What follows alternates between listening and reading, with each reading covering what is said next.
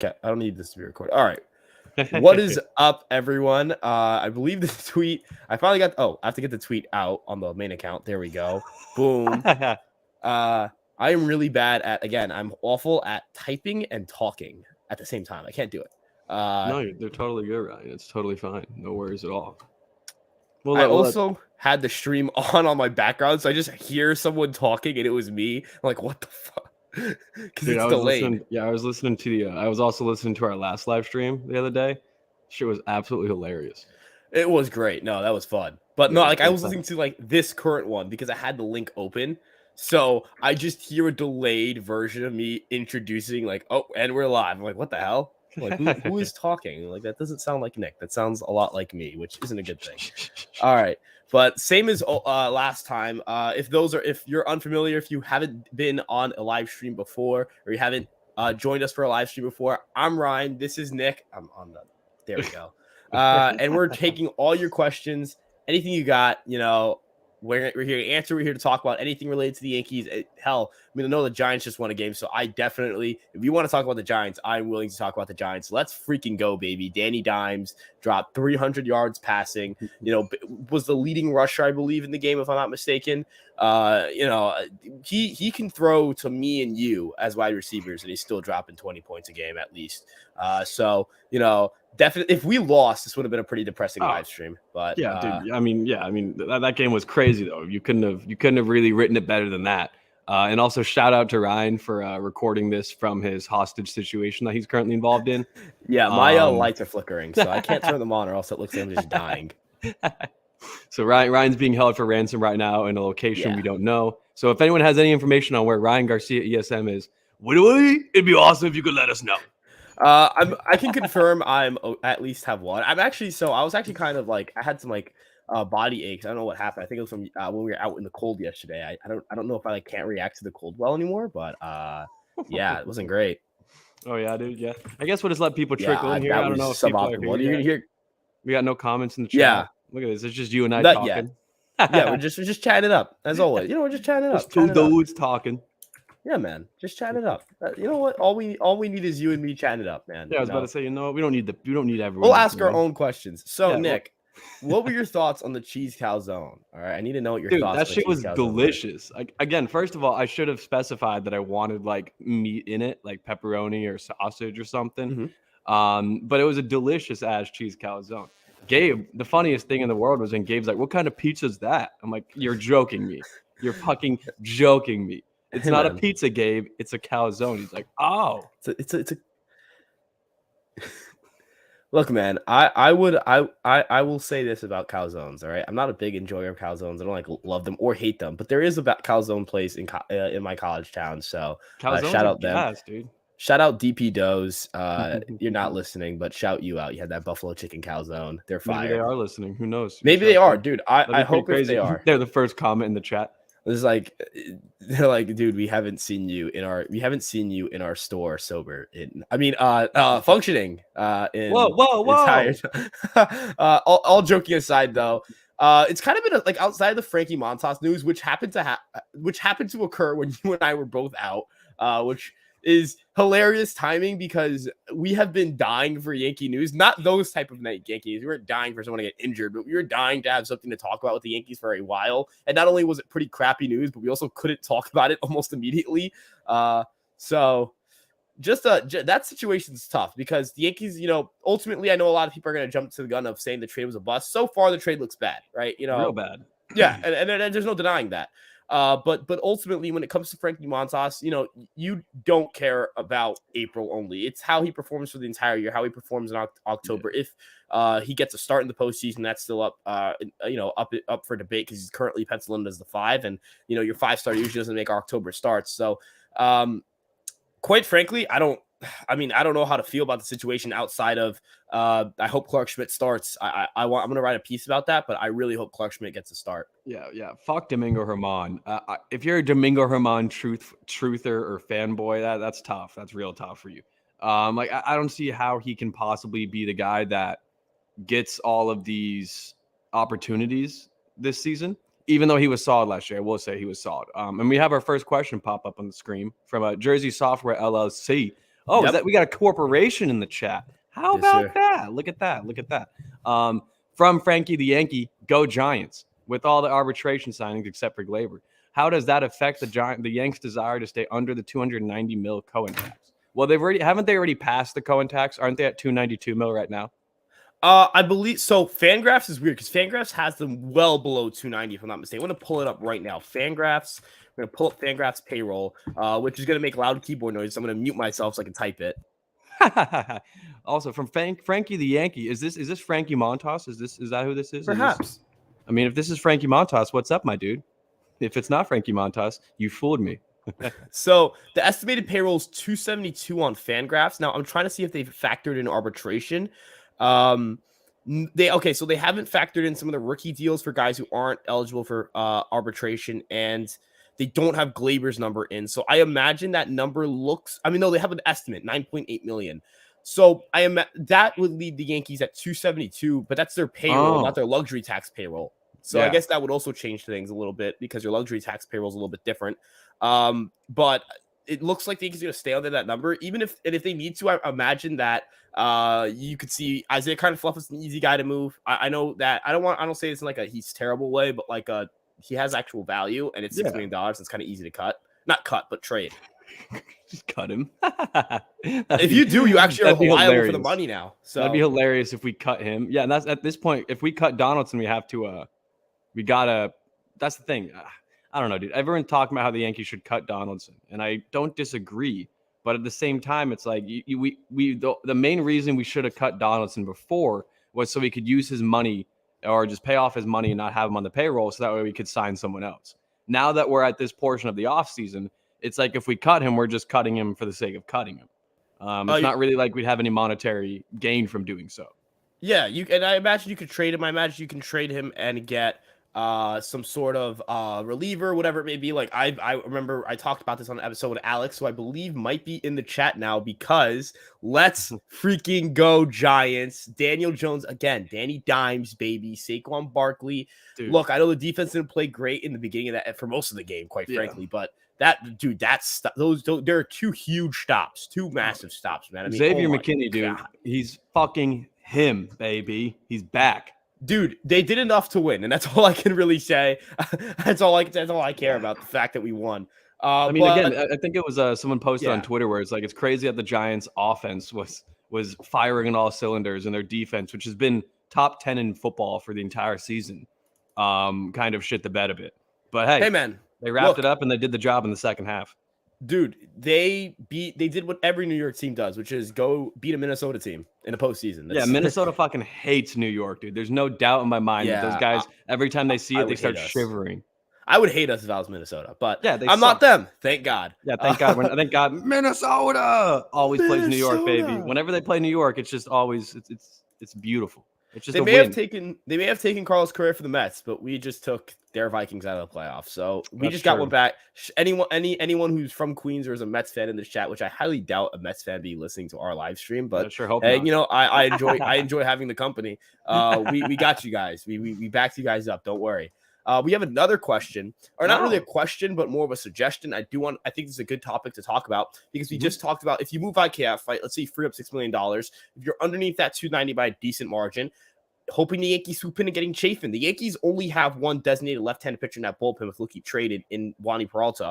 I know guys like Marinaccio have good reverse splits. Greg Weisswood actually had reverse splits. And those guys actually, it's because of their fastball and changeup separation. So the Yankees can handle left-handed hitting for sure, but it doesn't hurt to have a guy like Chafin who is lights out versus lefties. Chafin's also just a phenomenal reliever, very under the radar. I was a big I don't know Chafin how guy. He hasn't gotten signed yet. Probably the price tag. I imagine teams are trying to wait him out and be like, hey, your price is probably going to drop at some point. Isn't he 34 as well, or is he? He's turning 32 in June, 33 in June, so he's not too old. My bad. And he's also not a guy who relies on velocity. I will also say his stuff isn't elite. So I imagine there's some sort of like, hey, his stuff isn't elite. So I wonder how well he projects going forward. But he does know how to get strikeouts. He keeps the ball on the ground. He doesn't walk too many guys. He's got great run prevention. His FIP is pretty good. His peripherals look pretty good. There's no issues in terms of win probability added in like, oh, the dude comes into a clutch situation and gets smoked, right? He performs pretty well in high leverage moments. I quite frankly, I don't think that the Yankees would be doing any disservice to anyone by getting him. I don't think it's happening. I don't think the Yankees are going to be signing another reliever, especially someone who's probably the top reliever left in the market. It was one of the top relievers even before guys started flying off the market. He's really good. You would take this Yankee bullpen, man, and it's just crazy that he's still available. I mean, like you said, he was one of the best guys before like free agency really even started. He was one of the better relievers on the market, and now he's like, you know who I wouldn't. We could also look at Matt Moore maybe as a potential lefty to bring in. I liked his resurgence with Texas. He seems to have what it takes to be a good reliever, so I wouldn't mind getting Matt Moore. But like, yeah, other than that's like. The Yankees do need a lefty. I can't help but feel like there's no way that you rolled out 7 righties and 1 lefty in a pen. I mean, last year even they had 3 lefties for a while there when Britton came back. So it's like I don't know. And the Yankees have so many pieces that they can still move. Like I like him. There's Alex Young as well that's available. For all I know, we could bring back Chad Green on a 2-year deal because is Chad Green going to pitch this year? If he does, it has to be like late August. I don't think he's gonna be a factor for most of the year. And I wonder if that affect. The Yankees are probably gonna look at that and say it's probably not a factor for this year's team, especially on a 2-year commitment. You probably want to pull like how the Dodgers handled Canley, though Chad Green got his surgery a lot earlier than Canley did in 2020 because he got hurt. And he's a righty, not a lefty, so it's not falling in this like group, But he does handle lefties well, yeah, because of his curveball, fastball kind of thing going there. I was looking at the list, and there's not really that many appealing guys. Like Manny Benuelos is one of the lefties. Brad Hand is still available. We could look at Brad Hand or Justin Wilson again. I mean, Wilson also is coming off Tommy John. I know Wilson's stuff was like elite this year. Oh, this is the wrong Wilson. Never mind. Justin Wilson's stuff was not elite this year. I was looking at the wrong Justin Wilson. That's on me, man. That's on me. But I will say, I will say when it comes to Matt Moore or Andrew Chafin, I'm going to say Matt Moore is more likely because I think his price tag's lower. I just don't think the Yankees are shopping in the reliever market. Maybe I don't think so either. Yeah, I mean, I think that their bullpen's so well rounded right now. The only problem is that there's just one lefty. Like that's it.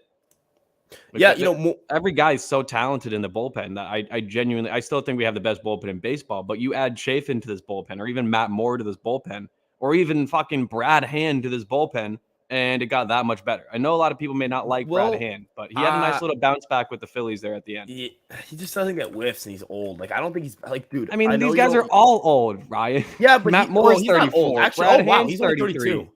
Yeah, but he doesn't get whiffs. He doesn't get whiffs, and he has a walk issue. I don't like that for a reliever. Sure. I'd rather roll with Abreu. I'd rather roll with even Davy Garcia if I'm gonna have to go that deep into my bullpen.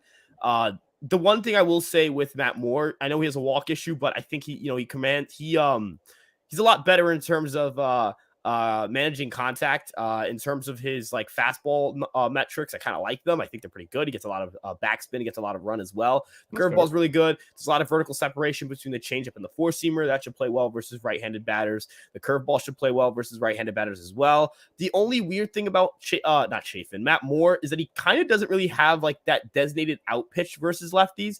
He actually had reverse splits last year. He struggled to get strikeouts versus lefties. It was really weird. He doesn't really have a pitch that profiles as a strong out pitch against left-handed batters because, again, he's fastball, curveball, changeup, four-seam fastball, vertical should work against lefties, but changeups tend to work better against opposite-handed batters, and curveballs tend to work better against opposite-handed batters. So it's kind of a weird arsenal, but definitely an interesting reliever. I do think the Chafin questions, I think Chafin would be the best fit, but I think we agree here. I don't know if the money fit is going to be the one. Yeah, because I think he could get a 2 or 3 year deal for like $10 million a year. And I don't know if the Yankees are looking to commit that. So it's like, but then that could also be the same reason as to why Jurickson Profar hasn't signed with anyone yet. Like we talked about this a bit in our previous live stream. You alluded to it as well, where he's probably asking for too much money. And as this next month here starts to dwindle away and we get closer to when pitchers and catchers should report, there are going to be a lot more signings that seem like, oh, wow, that's a great deal. Because a lot of guys are going to want to sign, get onto a team so that way they can go through the whole regimen, get warmed up, get stretched out, go through spring training. And not a lot of people like to go into the season with no contract. So I wouldn't be surprised 100%. If we see Chafin and Profar and these other guys. Yeah, even a 1 year. Yeah. A lot of them may just do a 1 year to be like, all right, I'm going to do this process again next year and back up my play some more. Like maybe Profar does that. What do you think? dude, what is happening with Jerks and Profar? I have no idea, quite frankly. I think Chafin, I don't think wants to do a 1-year thing again because this would be his third. That would be his third 1-year deal, basically. Yeah. I think he wants the big bucks. I think someone will give it to him. Honestly, I think a team like the Mets, they could use some bullpen help. A team that they have money. They were willing to sign Correa. What's going to stop them I from just signing heard that Chafin was doing the chop the other night though, so I don't know if that Honestly, fits the bill. Hey man, I could see I could see a team like the Phillies as well. Everyone needs bullpen help, and I think Chafin's probably for us. Oddly enough, even then, but even a team like us that you would say, hey, their bullpen's really good. They don't really need the bullpen help. I mean, Chafin would make this bullpen just that much better. So anyone can use Andrew Chafin. All 30 teams can use Andrew Chafin, and that's just the value of relievers. They don't have the ceiling that other positions have, but the floor is definitely there. They always can kind of provide value to you. But, great point, Ryan. Moving on, let me read this one. I've always said that if Steinbrenner were in charge at the time, there wouldn't have been a core four. I'm afraid to say you could add Cashman to that list. Patrick, Steinbrenner was in charge at the time. Not Hal. I love the Yanks and love them despite any moves, but they go through all this effort to trade them away. I'm guessing he's referring to prospects when he says them. Yeah. Please keep Jason. Time to trust the prospects.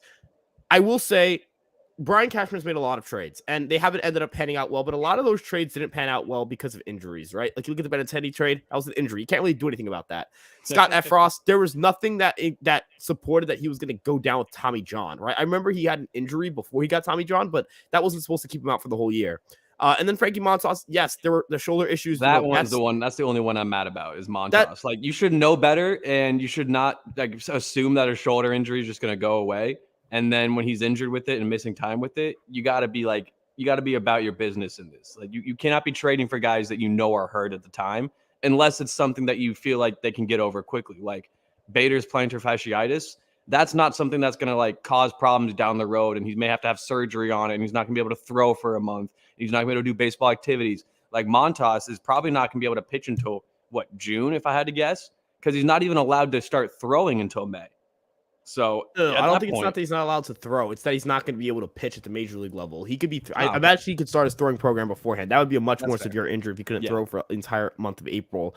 I will say that trade was kind of like the Yankees didn't really trade anything that I look at. I'm like, damn, the Yankees traded someone that is going to like Waldichuk. I thought Waldichuk was going to be solid. Waldichuk's probably the one guy where you're like, okay, we got to keep an eye on him because he can end up kind of making this deal look really bad. But Sears, Cooper Bowman, Luis Medina has really struggled with the A's, and I was a big Medina fan. I know you were as well. And it's been a nightmare there. I don't know if he's gonna succeed at AAA even. He hasn't found it at AA.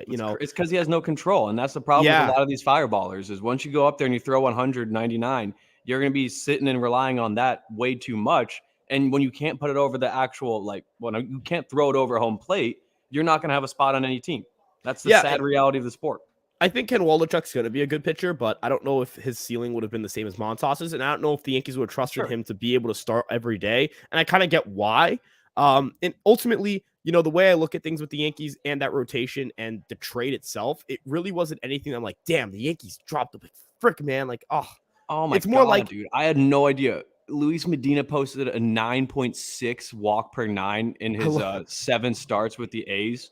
Getting your visceral reaction to you loading up his page was hilarious. You were visibly like, oh my God, this stunk. I didn't know he was that bad. It was bad. No, it was bad. And ultimately, I agree with the last part, though. The Yankees have to trust their prospects. The part of this message I agree with, and I'm not saying, Patrick, I don't want you to think I'm sitting here slamming you like you're an idiot, this or that. Patrick, you're an idiot. You go to hell. But I definitely think the Yankees have had trust issues with their prospects. Peraza should have come up. If he was going to come up, start him. Don't bring him up to sit him on the bench.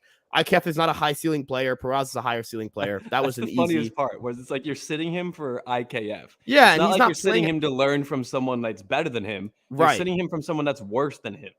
Yeah, I don't think Jason gets to play in 2023 at the major league level, though. Anything can happen. I think it's more of a 2024 thing. In September. Yeah, but the Austin Wells of the world, the Anthony Volpes, the Oswald Perazzas, those guys should be able to get impact. Elijah Dunham.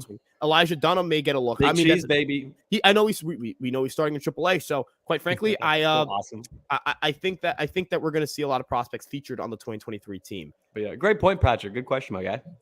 Should we get another picture with Montas out? Yes. Jesus Lizard from Miami. Bring him to me. Bring me the Jesus Lizard. I would not trade for Luzardo just because they want probably a position player, and that position So player is what? most Give him a likely our position starting. player. I don't care. That position player is most likely Oswald Peraza, and the Yankees don't have a shortstop as Oswald Peraza that's ready true. to start on You day know what? one. I think we tell them we're sending Peraza, and then we toss IKF on the plane. They may not find out until he arrives in Miami. That is true, but then everyone in the organization gets permanent bans from baseball. So that's fine. Great. Small awesome. trade-off. But Small hey, price we get Jesus salvation. Lizard. I do think that they are going to be active and looking, but I think the Yankees also like to believe in their internal options. A guy's name that's come up a lot, and even Hoodie Glaber, from Matt from John Boy brought up a great point about Johnny Brito. He could see some options as well. And as my light just turned off with the automatic timer. But I do think that I think it's going to be Clark Schmidt right now for the fifth starter. I know they may roll with Domingo because he pitched a bit more last season and was more consistent.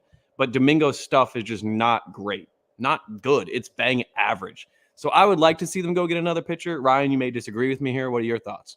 I don't think there's anyone remaining on the free agent market that necessarily intrigues me. I don't think there's anyone. Danny Duffy, or did he get signed already? I mean, he could have gotten signed, but also what do you do with him after you're done with him? You know what I mean? It's one of those things where you're done with him, just throw him. Yeah. It's like what do you do with him? Like, I don't want to play with you anymore. Yeah, like no, but seriously, like you're paying the guy. You don't get to. It's not like the NFL, where you just decide, I'm done with this guy. I'm going to cut him. Like you got to keep the guy on the. I mean, he was really good last year. Trade him.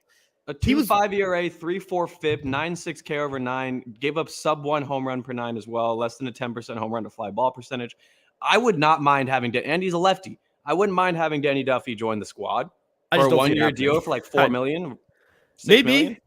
I mean, hey, he could. I mean, I don't even know if he gets $6 million. Would he not just get like not a minor league deal, but like a $1 million, $2 million, $3 million? I don't know because he was good enough last year. That's why I'm like surprised he hasn't. Wait, he pitched last year? I don't even, dude. Wasn't he hurt? Oh wait, yeah, maybe he will get. Yeah, he got hurt. He got hurt, and the Dodgers declined his $7 million options. Yeah, he's getting less than $7 million. You could also. What? Oh, he didn't pitch in 2022. That's why I was like, dude, I'm such an idiot. I'm like looking at these numbers. I'm like, that's really good last year. Why is he not getting any offers? And I'm like, oh wait, that wasn't last year. Yeah, dude, I legit thought he did not pitch. I mean, if you want to talk about like the veterans of the free agent market, I do want to point out because this is like, I don't know if this is an aberration or just like just facts. I'm pulling it up because I know this is true. I know for a fact that Chris Archer had a 111.7 stuff plus last year. So maybe go get Chris Archer. You know we wanted him like 7 years ago. It's never too late. I just think I'd rather roll with Schmidt. Honestly, I'd rather just roll with Schmidt. And Archer throws like 92 now and doesn't give swings and misses at the rate he did. Man, his command just kind of stinks. By kind of mean it really stinks. So. Yeah. No, but I think he'll get an offer somewhere. His slider was absolutely disgusting. Oh, his slider was gross. That Rays rotation for a little bit there. What was it? It was he, Price, Matt Moore was still there. They had Matt Garza a little bit earlier. Sam Shields. Dude, the Rays just pump out god tier pitching left and right. Like, low key. Can we talk about that for a second? Like, how the hell did the Rays just never miss? I think you might be onto something with Danny Duffy, man. I'm telling you, dude. Veteran minimum deal. Man. Lefty.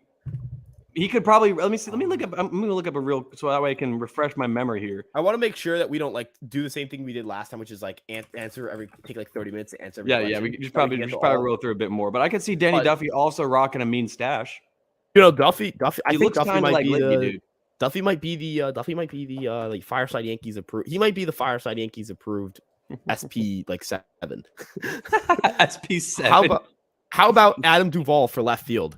I'm good. I'm good. Yeah, I'm good on that. Not a bad idea. I mean, he's an option out there. He really crushes lefties as well.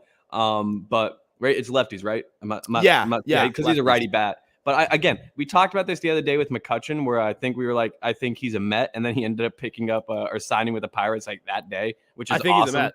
I think Adam Duvall is a Met. Yeah. So, and I don't think the Yankees are necessarily looking like, bad chase rates, swing and miss a lot, right-handed bat. Let's throw him in left field. I think they'd rather just roll out Cabrera, or even I think I'd rather even roll out Aaron Hicks just because he's not coming off a wrist surgery, dude. Well, he was last year. No, but like Duvall was like worse than Hicks was at the plate. So like I'd rather just that's a hard feat. That I'd rather just have a switch hitter than a right-handed hitter. So yeah. Do Matt Crook and Johnny Brito play a role this I think year? Brito does. Not confident about Crook.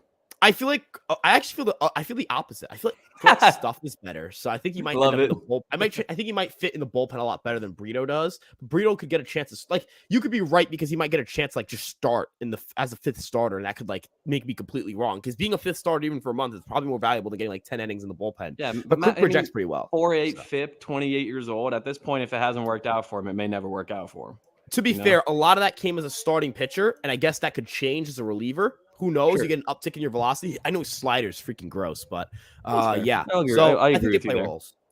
Will the Yankees be aggressive on the base paths again? Absolutely. Bigger bases, faster players. They will be running like crazy next year. I think they were, I think, top 10 in stolen base attempts, if I'm not mistaken. I'll Google that right now. So just give me like 2 seconds. Like even Anthony Rizzo was like stealing bases. Like I think he tried to steal like 11 bags this season. And for Anthony Rizzo to try to steal bases is how you know that this team prioritizes base running more than they ever had.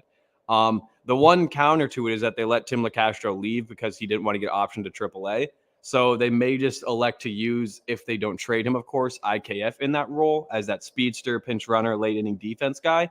But yeah, to answer your question, yeah, the Yankees team as a whole definitely prioritizes base running more than they have in the past. I mean, Judge could have had 20 steals had they just let him run for it down the stretch. And that's crazy because Judge is 6'8", 6'7". Like, how are you running this fast? You freak, you human god. But yeah, no, I mean, He is an enigma. I definitely don't think that the Yankees are going to be trying to steal any less than they did last year. I'm trying to look up now. They're the like bigger bags makes me agree with you. Yeah, I feel like it's the Yankees. The Yankees were 8th in stolen bases last year, so I think that number, and they were not a very fast team, so I think that number goes up this year. Sure. How about Cabrera left field? See what happens. I'm not against it, but I prefer him in the utility role. I think the consensus opinion is that if Oswaldo Cabrera were to play left field, he'd be a good left fielder. Yeah. But if Oswaldo Cabrera were to be the Yankees like utility guy, like they would be stacked. So it's like one of those things where it's like you prefer him in that role where, let's say, LeMahieu goes down, or Peraza struggling, or Rizzo goes down, or your starting left fielder goes down, or Bader goes down. You slide Judge to center field. Cabrera's there, or if you give him a day off, Cabrera's there. Cabrera's just everywhere. Cabrera is everywhere, watching you as you sleep. Close your windows, lock them. That was Ryan. Really, that was yeah, awesome. Especially for you in like this dark, like yeah. No, but seriously, like he's better in the utility role, in my opinion. But I agree. If he's a left fielder, he's not a bad left fielder. You give him 450, 500 at bats or 500 plate appearances, even across right field, left field, third base, shortstop, second base. I probably wouldn't play him at shortstop that much because we have so many guys already playing shortstop. But you put him in those 4 or 5 positions, he's going to probably accrue 3 WAR. Because of how talented he is defensively. I mean, the guy had 14 outs above average from infield and outfield last season. So the dude can play defense, and his stick definitely caught up with him as well. He struggled a ton to start when he was called up, but once he settled in, we saw how good he was. What was it, a 114 or a 110 WRC plus last season? I think it was like 111. I think it was 111. Gotcha. Of course, I was wrong with both my guesses. So. Hey, but it was the range. Just a good range. That was the range. Thanks, Ryan. Thanks, Doc. Appreciate you. Should the Yankees trade for Pablo Lopez? They have the draft capital to get it. Not the draft capital. In NFL mode right now. They have the prospect capital to get it done, but they're not going to because I think doesn't Miami like Glaber? Would you do Glaber for Pablo? They want more than Glaber for sure. Would you do Glaber and Alexander Vargas or Glaber and Trey Sweeney for Pablo? I don't think they would do it. Interesting. And I'll also maybe Glaber and Sweeney, but like, would I do it? I don't know if they would do it. I don't think they would do it. I'm not a huge Pablo Lopez fan. That may sound crazy. I think he's good, but solid, I think he's good, but I don't know if he's better than their first 4 guys. Like, I think Cortez is better. I think Severino's better. I think Rodon and Cole are like obviously fucking better. Montas and Pablo Lopez is a toss-up, and like it's for 1 month. I was gonna say it's hard because it's like unless you were like trading Montas, I don't even know. Yeah. And that's the thing. Why would you trade Montas now when he's injured and has the lowest value of his career? Like, that would just be one of the worst decisions to make. Like, I've seen a lot of Yankee fans being like, we should trade Montas, dump him. And it's like, why would we dump Montas? He's hurt. Who's going to pick up Montas from us? Yeah. And for what? Like 20, like the 3rd tier prospect level? We just traded 3 of our top 20 guys for him, or 2 of our top 20, and then Cooper Bowman. Yeah. Like, dude, I just, I don't see it. No. But I think obviously I wouldn't hate it. I wouldn't hate it, but I don't think it's happening. That's really yeah. That's when do you pay $400? Do you want to buy it? Okay, when you do pay $400 to go to a game, do you want it to fly by? Oh, I wasn't reading this right. Do you want it to fly by or do you want it to be like a slow game? Okay. If it's a night game, it's a night game. I want that to be the most. I want it the fifth inning, just like the Yankees just drop 7 runs, and I'm just chilling in the ninth. I'm like walking around the ballpark. I'm chilling. Yeah. I'm vibing. The stadium is freaking rocking. Pitcher's throwing a freaking shutout, and it's a nice like 3-hour, 3.5 hour, not 3.5, 3 hour. I mean 3.5. Actually, no, 3.5 hours of just straight up vibes, man, and just like at Yankee Stadium, and then the best part is after a win and you're walking towards the exit of the stadium and you're just swarmed by Yankee fans and like half of them are drunk and yelling and you're yelling with them and it's a great feeling. That's a great feeling. Agree. The longer the game, I'm one of those people that's not like shorten the game, make it go by faster because I do have a short attention span. But speaking of short, Ryan no, I'm definitely in agreement with you on that one. Late night games too are the best. Like I would love to go to like I know it's never gonna happen, but I'd love to go to a Yankees game that like starts at like 10 p.m. Just see what it's like, what the after hours vibes are like at the Bronx. Like when you walk it off after 3 hours, walking out of there at 1 a.m. Oh, that'd be a time.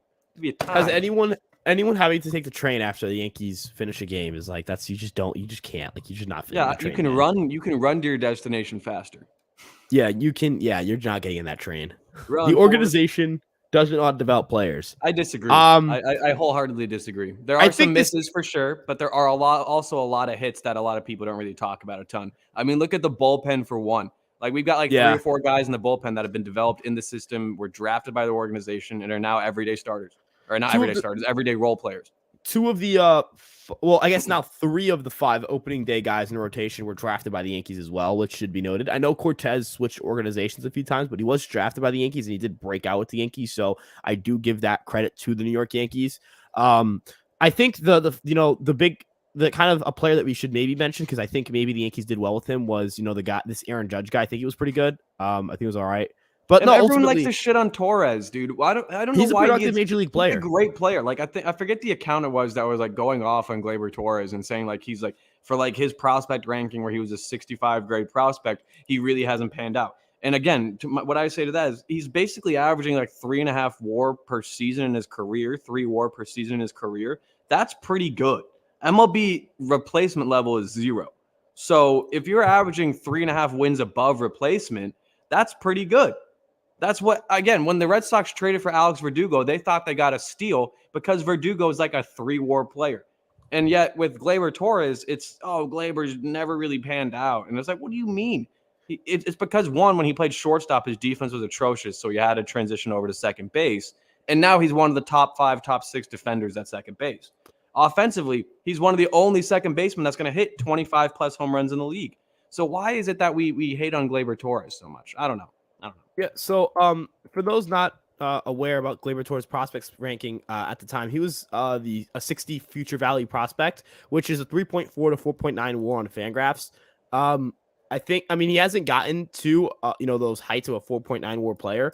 Sure. And DF defensive runs haven't been the kindest to Gleyber Torres over this year, even though he was a positive defender at second base and in DRS and UZR. I'm pretty sure he's a better defender than Fangraphs would suggest. But I think, looking at 3.5 win players, what Gleyber Torres is, and that's a 60 FV prospect. So he's kind of right around where that is. He would have finished with a 4 WAR if you take away August. No, it wouldn't have been 4, probably been 5, man. He would have, good God.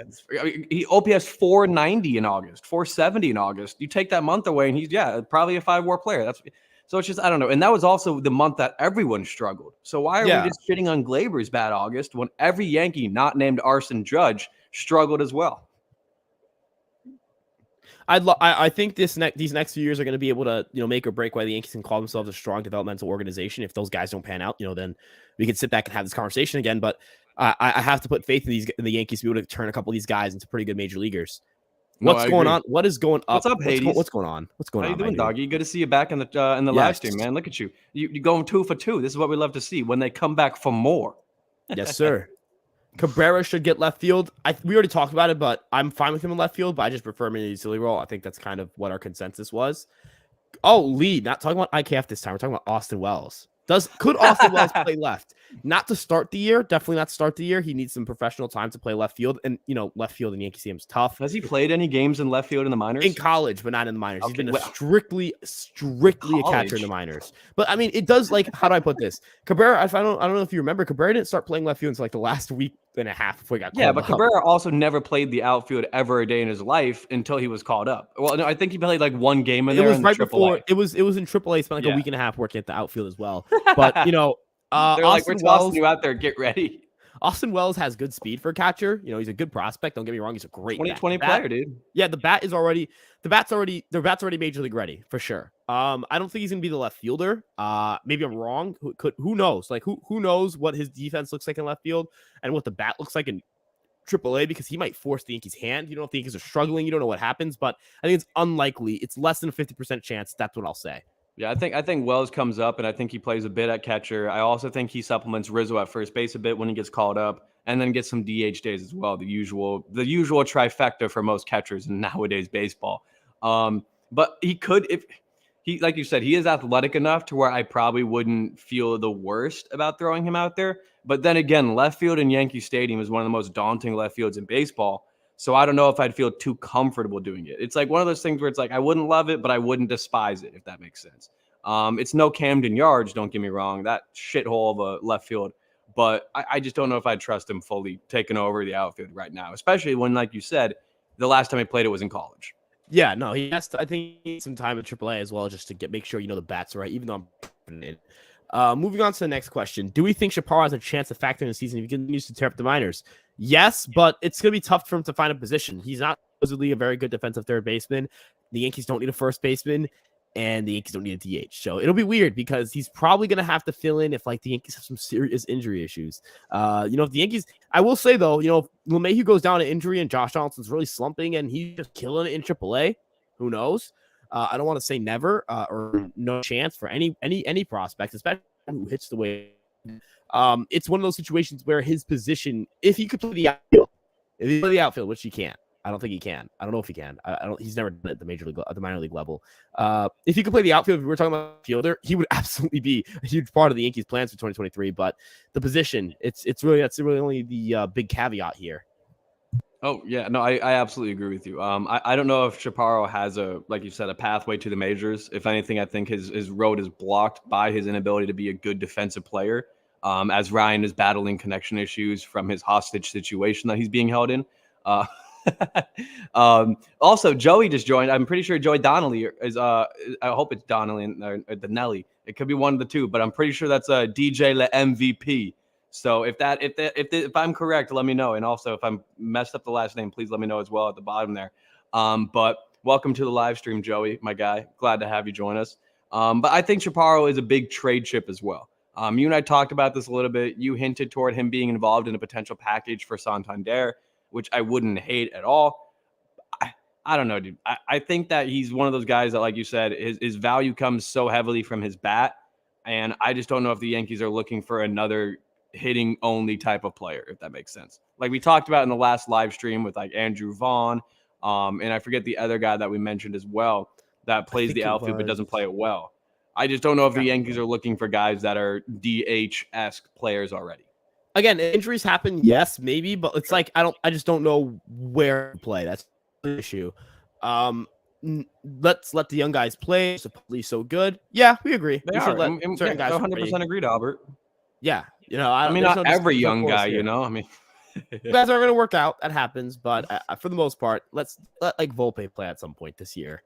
Yeah, absolutely. Left field might end up being mix and match all year until Dominguez is ready. Dominguez is most likely not playing on the 2023 team. I don't know if that's something that's going to shock a lot of people, but the Yankees don't have to rush the kid. Left field is going to be a mix and match. I think, even if they bring in a guy, like I think Max Kepler is like, they'll bring him in and then they'll reassess the situation at the deadline with left field. Or if he struggles, Oswaldo Cabrera's throwing at left field. You mentioned Elijah Dunham. If Elijah Dunham's tearing it up and Max struggling, and there's a path there. Kepler would only be like on his last year remaining. Who knows if I like Aaron Hicks Dunham can sell? Who knows? Like who knows, right?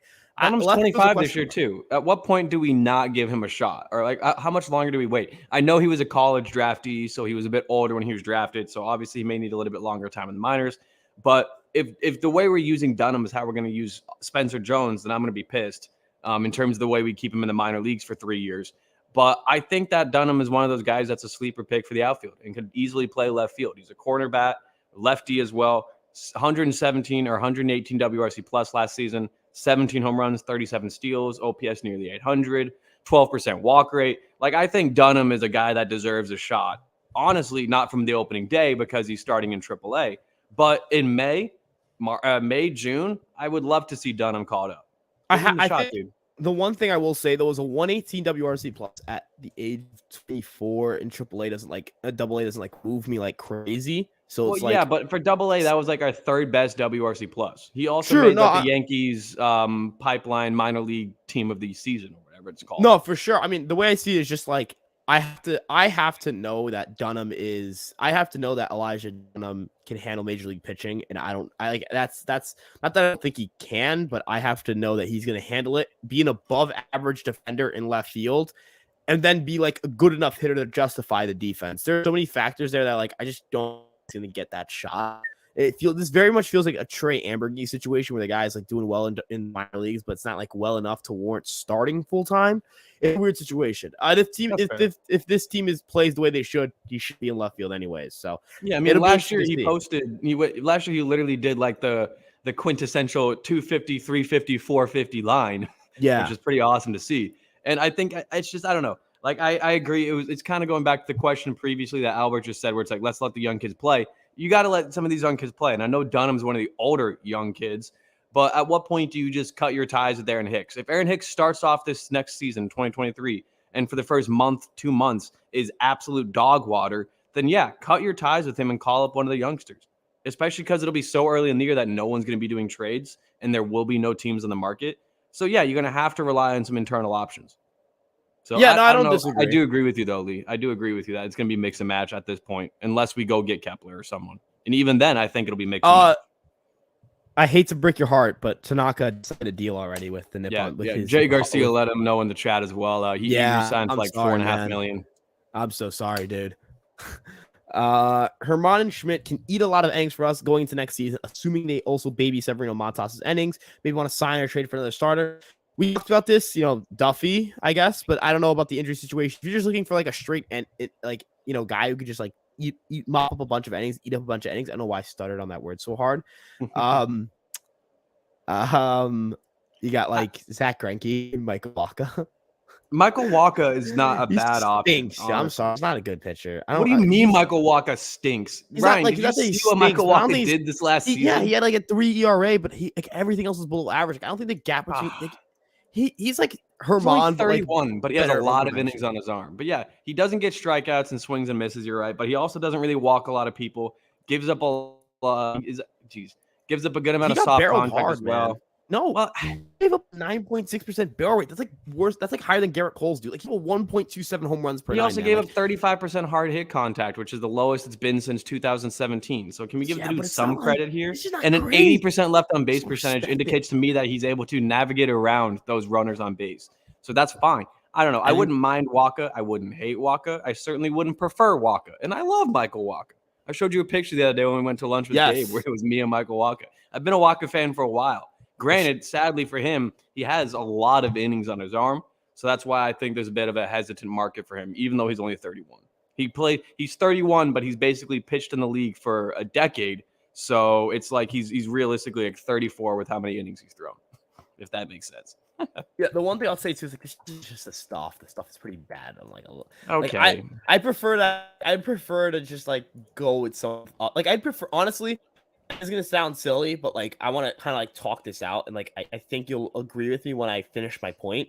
Here's to you, Ryan.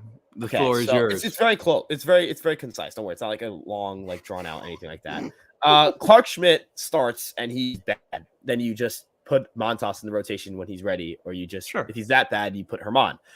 Then there's the outcome where Clark Schmidt is good. Now let's talk about what if Clark Schmidt is good, which is very possible. Good stuff. Stuff plus was 109.7, I believe, or 109.3. It's pretty good, right? Great slider sinker combo. Yeah. So, and the curveball's nasty. Like, let's Mhm. talk about the hypothetical where he's a good major league pitcher, not great, just good starting pitcher. What does that look like for him at the deadline? What is his role in the bullpen? What is his role in 2024? The Yankees are trying to trade for Brian Reynolds. Brian Reynolds' price tag is probably going to go down at the deadline. It's reported by Ken Rosenthal, I believe, that it's or was it Buster Olney. the guy who does the chop. Yeah, Frank's favorite reporter.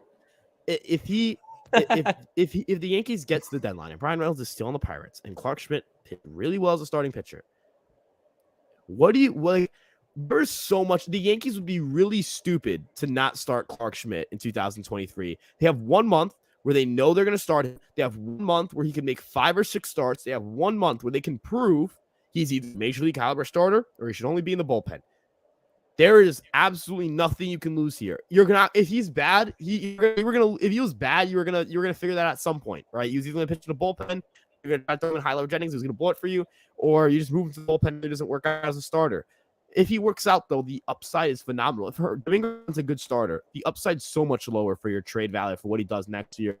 It is so much lower. He's 30. Yeah. As you mentioned, his stuff plus is below average. Like, he doesn't have those sexy kind of, and he has no minor league options. So it's not like some team can just take him on and hope that, like, oh, if he doesn't work out this well this season, we can just option him. No, if you sign him and he doesn't work out, you're going to have to DFA him and then hope no one picks him up in waivers and sign him to a minor league contract. Like, Domingo is, I first of all, again, we're not at all pro Domingo Germán here because Domingo's a terrible human being.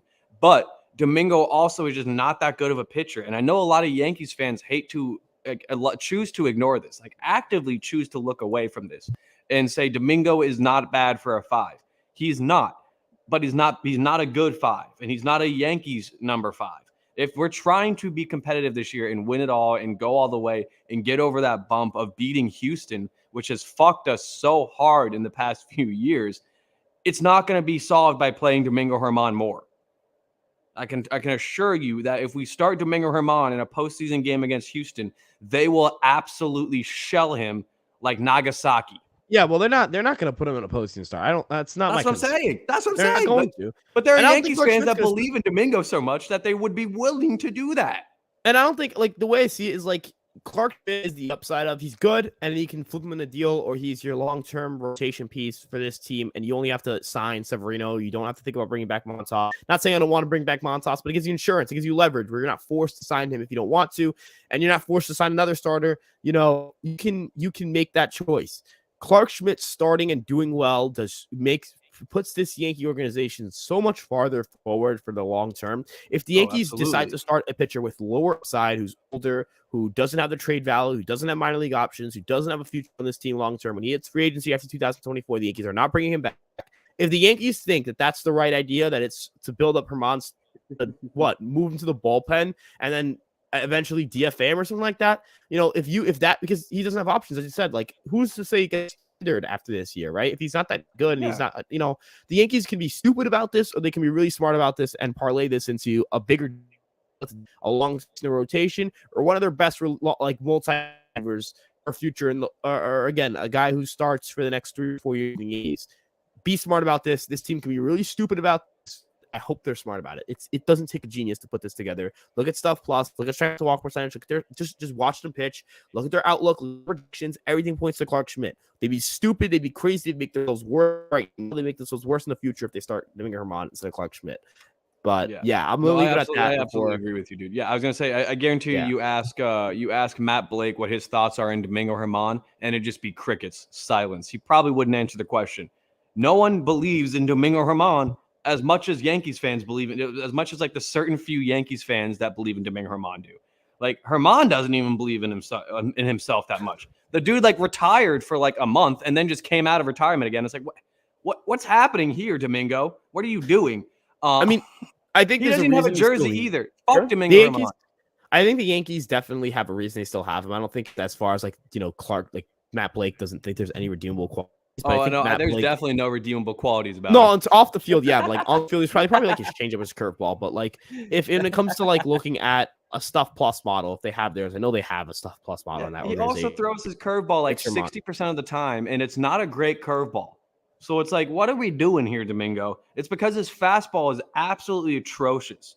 So it's like, why would we want a pitcher that's curveball, changeup heavy, and both of them are not good pitches? They're both below average, if I'm not mistaken, from Stuff Plus. And then his fastball is absolute booty.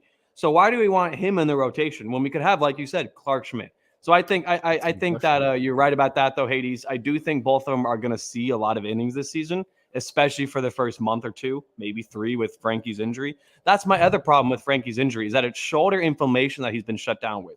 So I don't know if that's going to get worse, if when he throws it's going to act up again, or if he'll just be shut down for 4 months. I have no idea. That's what I'm a little bit pissed off about when we acquired Montas, is how come we didn't do more research into this? How come we didn't look at it more from an actual business mindset instead of, this guy's pretty good. I've seen a lot of pitchers that have had shoulder injuries and bounce back. Why didn't we dive deeper into his shoulder injury and figure out why it was bothering him? And why didn't the A's disclose more information about it? Like, what is this?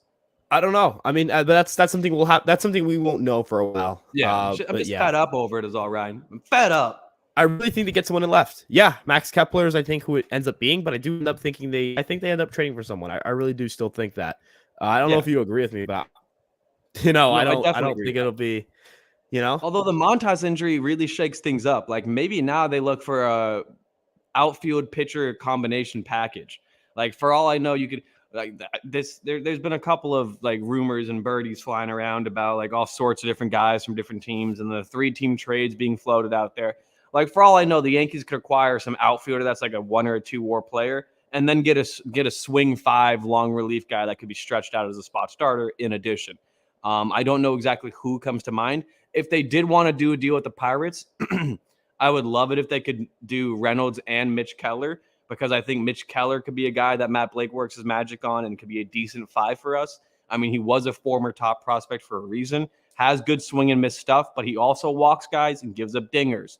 However, we've seen in the past when a lot of pitchers come over to Yankee Stadium, they give up less home runs when they work with our pitching staff. So for all I know, that wouldn't be a bad get. However, it'd probably cost even more to get Keller included in that. But I don't know. I think left field is still the obvious improvement spot right now, even though, in my opinion, I've really convinced myself that Elijah Dunham could be an everyday Major League Baseball player. Not an elite one, not a star by any means, but a 1.5, 2 F-WAR player is really all we need. We don't need to go out and get a Brian Reynolds to be a great team. The way I see it is, I don't think the Pirates would think about moving pitching. They need pitching. Like, I think they need everything, Ryan. Their team sucks. Their biggest get was Andrew McCutchen when he's 38 or 36. I don't know how old he is. They have good player prospects. They just need they need pitching. And that's what they got Vince Velasquez. Remember the hype video? They're good. Look, the way I see it with the Yankees is, I think it's external. I think they'll figure it out. I think they'll figure something out. A deal. I agree here with Cabrera needs to be utility, not just left. I 100% agree. I think that limits what he does. Herman will be the 5th. Who knows? I hope it's Schmidt. Zach Greinke against the Yankees, that is true. I completely forgot about that. I completely forgot that Greinke. I don't want Greinke anyways. No offense. Yeah, I don't think he's good. He's definitely not good. This is a good question. Do you think Greinke's a Hall of Famer? Yes. I think he's a Hall of Famer.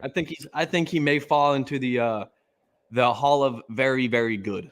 He has a World Series ring, right? Does he? Oh, yeah, no, he does. No, he got it with Houston, didn't he? No, he was the 2020, 2021. He does not have a ring. The 2 years they weren't there. Wow.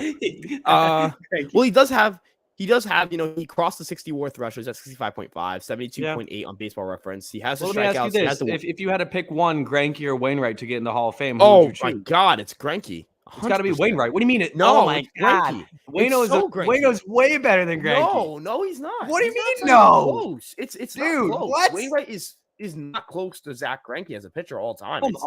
This isn't a debate. In terms of ERA minus and FIP minus, Greinke's got an 8. In terms of innings pitched, Greinke's got almost 1,000 more innings pitched. In terms of starts, he's got 500. Well, yeah, it's because Wainwright started off as a reliever. Ryan. No, but but that matters. It matters, dude. It matters that he's younger than Wainwright is and has more innings pitched than Wainwright does. He debuted in 2004. Wainwright in 2005.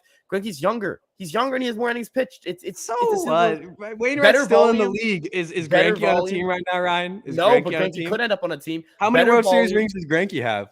Dude, I don't think it's going to play a role because David Cone has like 3 or 4 or 5 and he didn't get in. So well, David Cone, yeah. I think can you agree with me that David Cone's probably not as good as either guy? No, David Cone's better than Wainwright all the time as well. Dude, what is this? What is this Adam Wainwright slander? I would not stand for this. I'm not standing for this. He's not a Hall of Famer. I'm not standing for this, Ryan. You could not stand for it all you want. He's not a Hall of Famer. Isn't Chris Carpenter the Hall of Fame?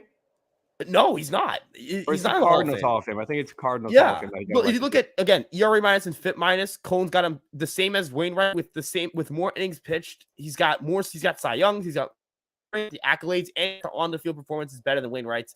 This isn't a debate. I mean, it's David Cone. David Cone's it's a debate, Ryan. We're debating. It's not. It's not. What is it? Your hatred for Wainwright is sickening. It's not feeling like a shot to the gut. You can't get into the Hall of Dude, there's so many worse players that have gotten elected to the Hall of Fame. There are, but it's not that he's not a debate to be in the Hall of Fame. And it's also he's done it all with one team. I'm not saying bounds for Hall of Fame. The Hall of Fame. Maybe there is, but he's not better than Zach Greinke. He's for sure not better than Zach Greinke. I don't even think he's better. I'll take Wainwright over Zach Greinke. You know what? We'll there's no metric that would say the same. I don't care about metrics, Ryan. My eye test says otherwise.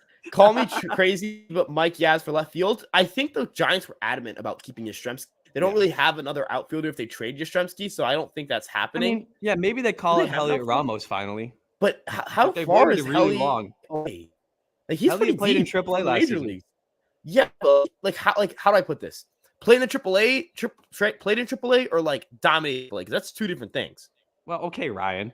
Let me look it up real quick. 65 WRC plus last year in AAA after an 80 WRC plus in 2021 in AAA. Oh my God, he had a 65 WRC. A 65. He came up and posted a negative 13 WRC plus.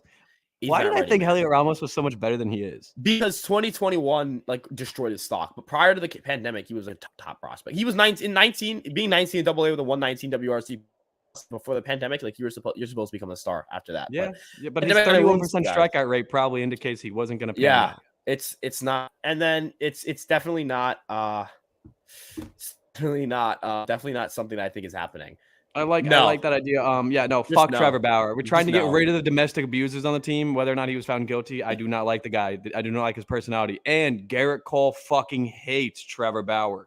Also, the Yankees reportedly are not interested in Trevor Bauer, which I think is a big. That's good. He has pitched in the league, pitched in the year. I think this is one of those things where it's like, okay, let's put Chapman aside. Let's put Herman. This is much bigger than baseball kind of issue. This is one of those things where it's like baseball can set a precedent and, put themselves in a position where, they're showing that they care about women in sports. And that's what it comes down to. If you want to sit down and you want to, if you want to defend Trevor Bauer, you have your rights to. I'm not good. I do not think this is the type of person you bring into your locker room. This is not the type of person you bring into baseball. Baseball just divide it further, dude. You bring Trevor Bauer in with all that unnecessary baggage that's not even related to baseball. And that's the other thing. He hasn't played baseball in a year. So it's like, let's stop acting like he's just going to fill right in and be that elite ace that he was when he was with the Guardians, because it just probably won't happen. Let's be realistic here. Bauer, if I had to guess, is going to sign a deal with a team that's not competitive and is going to go on to post a mid-4 ERA with terrible metrics. Yeah, ultimately, the way it shapes out to me is I can't imagine thinking to yourself the Yankees should bring in that level of baggage and throw it on their team, and then you can sit there and say, "Yeah, Trevor Bauer, I'm backing this guy."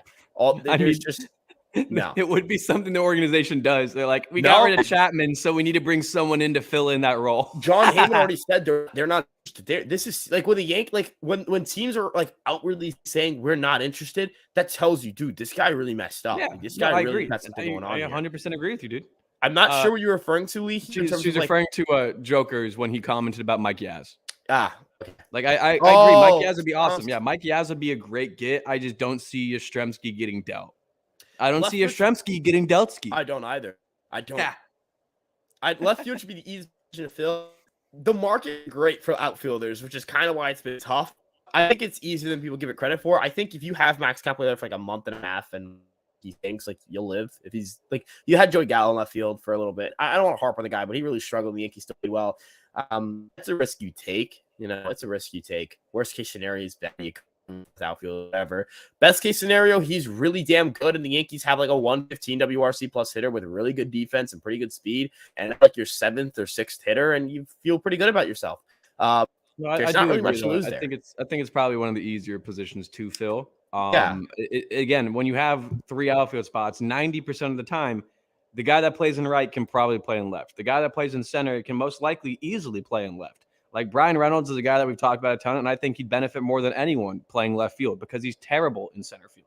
So maybe that would work out for him. And yeah, I agree. But the problem is, Lee, is that the guys on the market that we're looking to trade for, some teams have unreasonably high asking prices. And then the options on the free agent market haven't been signed for a reason. So there's probably a bit of hesitancy from the front office's perspective to be like, hey, why has someone like Jurickson Profar not gotten any offers? Why is he still available? Why has Tyler Naquin, who fell off a cliff with the Mets, not like getting any offers? Like there's all sorts of things that you got to consider and take into account with this. Like, and the same thing goes with what we talked about a ton with the internal options. Like, I feel like the team does like Hicks more than they should, and they don't mind having Oswaldo platoon with him and left, which I guess I'm fine with. I can't do another full season of watching Aaron Hicks in left field or in the outfield at all. I think if they don't patch up left field, it gets patched at the deadline, and I'd be stunned if they didn't patch up left field. Yes. Ian Happ, maybe Ian Happ. Would you have traded Donaldson for Bauer? No. Nope. I would have to trade. I mean, what do you Bauer wasn't even on the team, Doggy Lee. Not even just that. Well, you could have traded for Bauer when he was like, before he was released, but you gave Bauer $35 million. Yeah, no, and that's okay. And hello, it's Aiden. Not even all the baggage. So no, yeah, and Donaldson has his issues. Don't get me wrong, but I'd much rather prefer Donaldson's issues to Bauer's issues. Donaldson's a happily married guy with kids. Bauer is not. And it's not, dude. It also matter. Like, this isn't even like from a baseball perspective. From a baseball perspective, you'd be taking on more payroll. So no, absolutely not. I'm sorry. No, I would not have done that. No, yeah, and I don't like Donaldson that much now. I don't like Donaldson either. Like, but I'd rather pay $25 million than 35. And that's not even, again, the biggest thing here is I'd rather have Donaldson in my room than Bauer. I'd rather have Donaldson in baseball than Bauer. Cabrera's definitely guy for field. Maybe. Actually, I do like this comment here because I think you got a fan. Hold on. Yeah, that's my boy Frankie. What's up, Frankie? How you doing, doggy? I'm gonna get back to that question, but I want to make sure. I appreciate you, man. Appreciate you. Much love, Frankie. He and I went to high school together, so he's showing his support for the channel. God, awesome, man. I love to see that. Hicks is getting moved. He gets 10-5 rights soon. I do think that's why he gets traded, actually. Because correct. 5 rights. The Yankees want to get rid of him. It just depends on. I don't want the Yankees to eat 80% of his salary. Any money you shed is money you shed. So, Ryan, money is money. Money talks, baby. Yeah, we need penalties. The answer. I agree, but not for the top 4 prospects in the system. I'd be really like Brian Reynolds. Like, we get Brian Reynolds on like this team's like the 2009 Yankees, but I don't. I wouldn't want to give up the entire future for Brian Reynolds. But between us, me, you, and the 35 people in this chat, I don't know if Brian Reynolds is better than Anthony Volpe in like a year. I already commented on Gabe's post about like when they said they wanted it. I was like, yeah, I think that Jason Dominguez in 2 years will be as good as Reynolds. So I don't know about that, just because he's like Jason, not Jason. Jeez, every fucking time I keep calling him Jason. Jason Dominguez. Damn it, the whitewash has gotten me again. Jason Dominguez. I think he's the best prospect in the Yankee system. I'll just go ahead and say that now for everyone out there. He's been my best prospect in the Yankee system since we signed him when he was 16 years old, and he literally looked like he was 24. So I believe in the Martian. I think he's going to be an absolute monster, a 4-WAR player year in, year out, and that is perfectly fine. So I don't know. I think Reynolds would be a great get. I just would not give up what the Pirates want. Yeah, no, I don't personally. I don't really see it with I don't the prospect capital matching for the Yankees right now. Maybe at the deadline. I agree, and that's assuming he's there at the deadline. Deadline would probably be the most likely. Yeah. Yeah, Profar if he gets signed, Hicks needs to get traded. We agree. I think we agree there. If the Yankees, Hicks needs to go, dude. Even if we don't sign Profar, Hicks needs to go. I think the Yankees would need to find like a suitable fourth. I just don't see if you're the Yankees organization, how do you justify running it back? I'm fine running it back to a degree, Like I think with a lot of guys in this outfield and a lot of guys in this team, they are going to improve. Josh Donaldson is not going to be that dick again. Giancarlo Stanton is not going to have a nearly 100-point lower BABIP and WOBA than he's had in his career. He's also not going to bat 210. And when those shift, it's going to impact and benefit some other guys. But Hicks is the one guy that I genuinely have no faith in because of the fact that we've seen this tale before. We've read this story a dozen times with him. For the past 3 years, it's been Hicks will bounce back. He's healthy. Hicks has something in his bag, and he never does. Hicks is the most overrated, I'm trying to think of how to put this. Hicks's prime for that 3-year stretch or so where he averaged 3.5, 4 F4 a season is insane to me. It still feels like a fever dream that didn't actually happen in real life. I have no idea how this guy that plays the way he does now is the same guy that threw it 105.5 from center field, one of the hardest clock throws of all time to third base. And now you watch him play defense, and it's he is so lost 80% of the time. So I agree, Hades. Hicks needs to go. Bye-bye. Don't let the door hit you on the way out. Enjoy Top Golf for the next 6 months. I actually feel like the complete opposite when it comes to all the veterans of the team and who's the most viable on the Yankees. I think Aaron Hicks is as a fourth outfielder is viable in anything Josh Donaldson's going to provide next year because he can only Josh Donaldson. I will bet you right now, Josh Donaldson has at least one more F4 than Aaron Hicks does. I would be stunned. I would be stunned by that. Dude, JD's going to bounce back more than Hicks because JD actually can still swing the bat decently well. His defense is godly. We're gonna look at two. Okay. I want to make sure I'm right about this. Aaron Hicks and Josh Donaldson within 0.1 WAR of each other, according to and that's what Josh Donaldson literally dying offensively.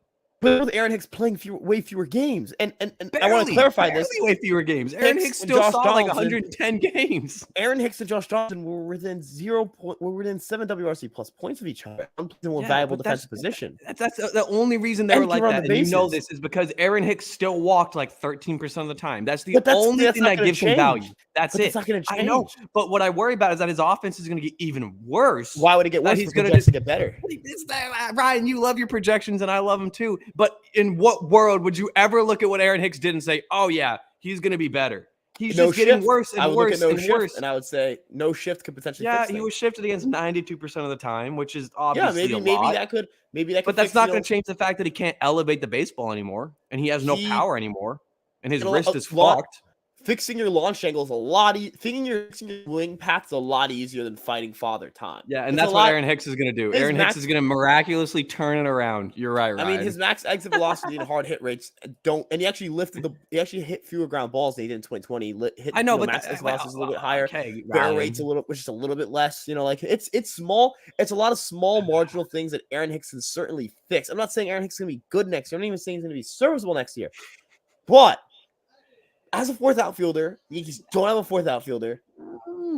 He's a pretty damn good defensive left fielder and right fielder. Yeah, I know he did well in left, but then again, you also look at some of the plays he made in left, and I never want to see him out there again. The Rays game alone made me never want to see him in pinstripes ever again. I get the animosity, but in the same vein, I don't. Ryan? Do you get it? No, I do, dude. I remember watching it. I'm a big Frankie Montas guy. He's Dominican. I'm Dominican. I don't think it hurt me to see that, but I just don't think he's that. I don't think he's the worst player on planet Earth, which I think a lot. We need to keep moving through this. We've spent a lot of time on this question. Yeah, we need to eat some of the. No, eat the Torres contract. Torres hasn't gotten paid yet, Aiden. If the Yankees trade Gleyber Torres, if they're paying a single dollar of that contract, they lose the deal. I'm sorry. Yeah, no, absolutely. Yankees are making me mad right now. They're not making me mad right now. I'm pretty good with them. I've been mad the past few Octobers. I'm pretty good with them right now, though. Right now, yeah. When the season starts, IKF gets dealt. Herman gets dealt. Hicks gets cut. Traded anymore.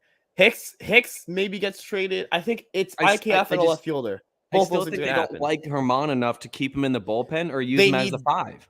And I know they need the depth, but in that case, they DFA him and sign him to a minor league deal. Not having minor league options really fucks him. The Yankees, he doesn't have a number either, Ryan. What's his number? If the Yankees cut him, first off, they have to pay $2.6 million. So yeah, I didn't say cut. I'd say DFA, which means you'd still have to pay him the $2.6 million. That's what I'm saying. So they DFA him and then sign him.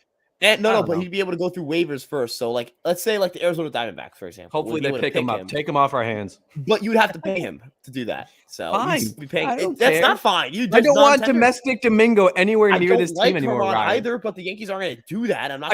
I can see the Domingo regression hitting like a fucking semi truck to the chest this season, and I can see a 5 FIP, a high 4 ERA, an atrocious ground ball percentage. Like you said, no swings and misses. I don't want him near this team. They gotta look to move him, and if you can move him for an outfielder, do it.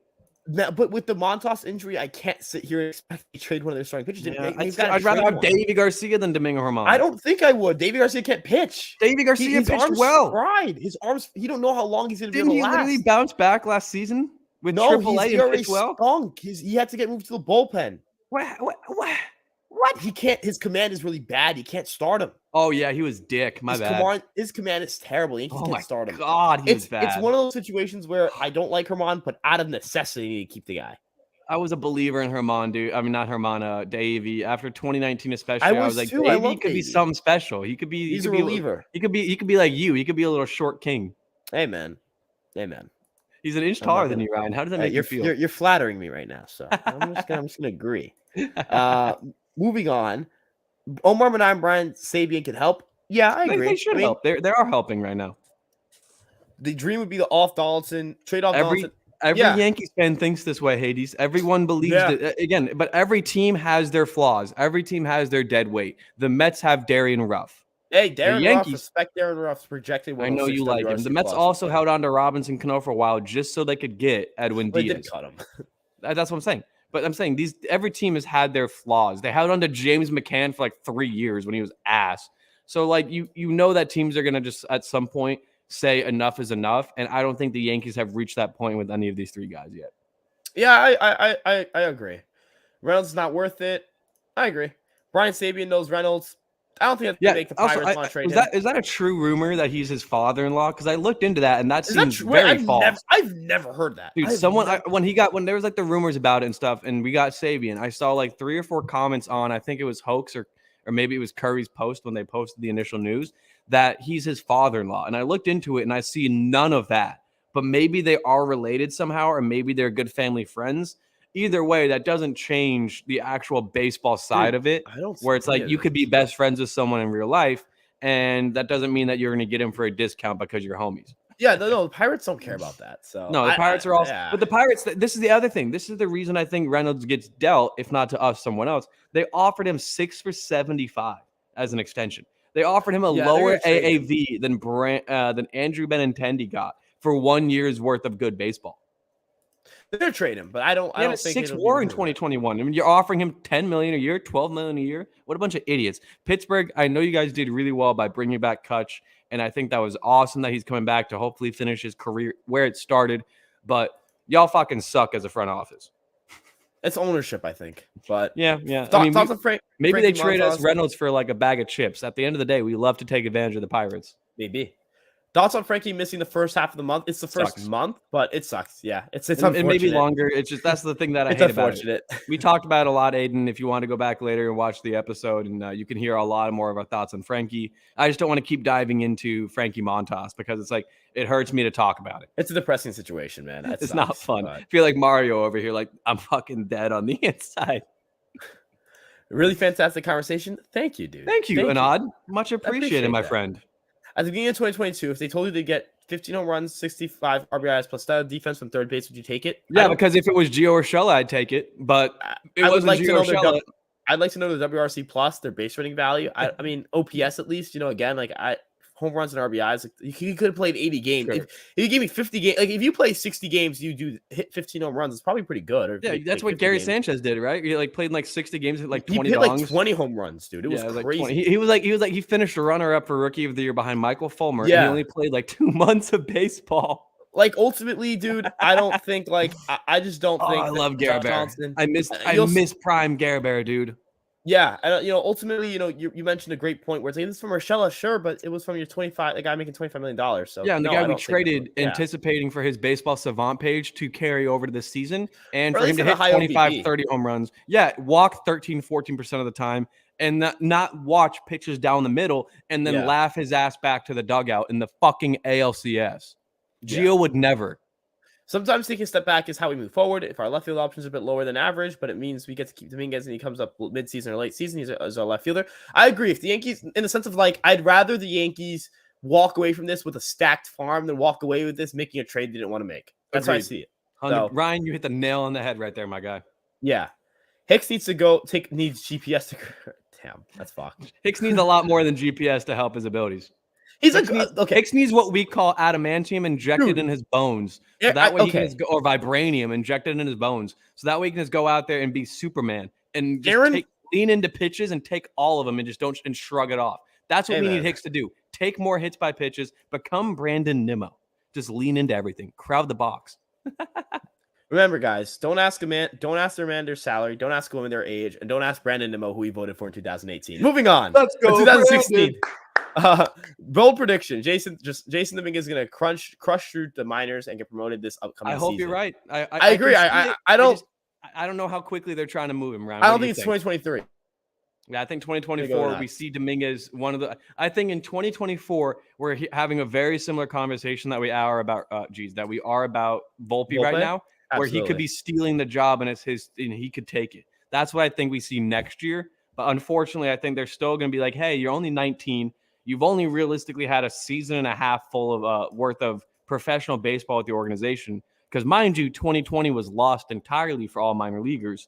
So I think they're still looking to play a little bit slower with Dominguez. But I think he's so good and so talented that the future is so unpredictable for him. Because he could come up in 2023, but he could also come up in 2024 when he's probably a bit more polished, going to be his age 21 season. And I think he could make a really huge splash when he comes up, regardless. Yeah. If we were to put this in percentages, like what's the more likely outcome? It's 2024. I think that's unless they're really high on Spencer Jones, he can make a splash. Not 2023 and not even 2020. Maybe 2000. Not really. 2024 for Spencer Jones makes sense too because Spencer Jones is older than these guys because he's 22, 23 because he played baseball at Vandy. That's what I hate about when we draft college players is that you treat them the same as high school prospects. Where it's like, why are you giving them the same 3 years in the minor leagues, 3.5, 4 years in the minor leagues to see if they're ready to polish them up? Spencer Jones literally was playing against people that are probably going to be in the major league roster next season. Jack Leiter will be on the major league roster for the Rangers. Kumar Roqueira probably be on the major league roster for the Rangers. And now we're telling me that Spencer Jones is like 2 years away, 3 years away. No way. I'll say though, you just like it's tough because you have to figure out swing path issues. There are a couple things that they have to work through. So take it not to say hold him down, but don't rush him. Yeah. They Speaking of a guy of Vandy baseball, guy to keep a name out for this season coming out of the Vandy baseball program is Enrique Bradfield. Yeah, he was the reason why Jones didn't play center field. Yeah, it's because he's the fucking fastest player in the country. Yeah, he's that ridiculous. dude is a god on the base paths. Yeah, 100%. And I love it. I love me some Vandy baseball. They're fun to watch. Yeah, he's why Jones didn't play center field. A lot of scouting reports were like, Jones center field. He didn't do it because of Brad Jr. So definitely, the way I look at it is Jones is a ridiculous athlete. 2023 is a big year for him again because Trey Sweeney, I know, Double-A last year, and that kind of year, that like full year with the organization. Even play crazy great in high A. He had like a sub 120 WRC plus. It wasn't like he was elite or anything. He progressively got better. He had a really slow start, then had a really strong end to it. And Spencer Jones, man, if he gets some extended look at Double-A, if he starts out in high A and crushes high and gets to Double-A, and he does pretty well, we could be looking at an Austin Wells type fast track where the dude ends up in Triple-A in his second full year with the organization, which would be huge. Hicks is going to go 30 this year. 30 days from the DL or IL in May. 30 days in September. That is a great comment. Can you even be in the IL for 30 days? It's 15 and 60 guys. Come on. We gotta get the numbers up. No, Aaron Hicks will do it. He'll find a way. We talked about this already, but not 2024. No, I think 2024. I think we see the Jason Judge Jones the outfield in 2024. Pereira, the only reason we don't is if I think Pereira gets dealt, and the only reason we don't is if we extend Bader. I think Everson Pereira is going to have something to say about that if he's in the organization. I just think Pereira gets dealt before then. That's my only reason. Maybe. Thoughts on robo umpires? I like the challenge system more than I like the ABS. Yep. We got to keep catcher framing around, baby. That's what makes Trevi so good. Give me the challenge system every day of the week. I don't want ABS. Agreed. I'm guilty of this as well. Torres become really undervalued when everyone goes down like flies at the end of the playoffs. Suddenly, the Torres criticism stopped. Yeah, Torres is durable. Torres gives you good offense. He's Gleyber Torres. I know we talked about him earlier in the stream, but the Yankees shouldn't be forcing themselves to deal with Gleyber Torres. He's a good player. Yes. I like Gleyber a lot. I do too. Gleyber's the man, baby. Gleyber. Yes, sir. Yes, sir. How long until the Yankees sells Montas and Tommy John? It's a injury, not an elbow. No, we talked about this. I do think that there's gonna be some shit that pops up that we're not talking about with Montas. I'm telling you, dude. I'm telling you. Whenever it's shoulder inflammation, it leads to something else, and then they do more tests, and he starts throwing, and it's gonna be, oh, my elbow's fucked, and then he's gonna be out for 2023. You see the vision. No, you see the vision. Correlation isn't there. The shoulder injury, it feels like. Maybe okay, if it's a shoulder injury, whatever, he's still probably going to miss 6 months. That's what I hate about shoulder inflammation, Ryan. You know how hard it is to build up from shoulder inflammation? Look at Jonathan Loáisiga, how he performed coming back from shoulder inflammation. He looked phenomenal. As long as he comes back healthy, the Yankees he's cleared, they make sure, they kind of let everything go, everything, kind of heal up. They'll be fine. I'll give you credit there. I guess.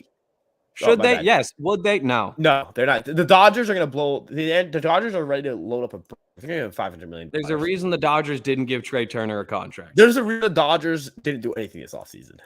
Well, excuse you. They did something. They picked up star shortstop Miguel Rojas. I don't know why they picked up Rojas and not IKF. I like Rojas. He's a great player. He's a good defender. But the IKF is he's a. I just don't know if IKF's cut out for the West Coast. Maybe the Dodgers aren't cut out for IKF. Maybe they aren't cut out for IKF. Maybe they aren't worth. They aren't. IKF's too good for the Dodgers. Joe, what's good? What's good? What's up, John? How you doing? Do we see Ben Warren? Seriously, just a myth. He's just a myth. He's not real. He's just he's a myth. No, but I do think we see him though. Yeah, I do think. I was gonna say I think we do see him at some point. Look at us. But he might be. I'm in your head, Ryan. Channels come along in a short period of time. Proud of y'all, man. I love you, dude. I love you. Thank you, much love, Anad. Much love, my dude.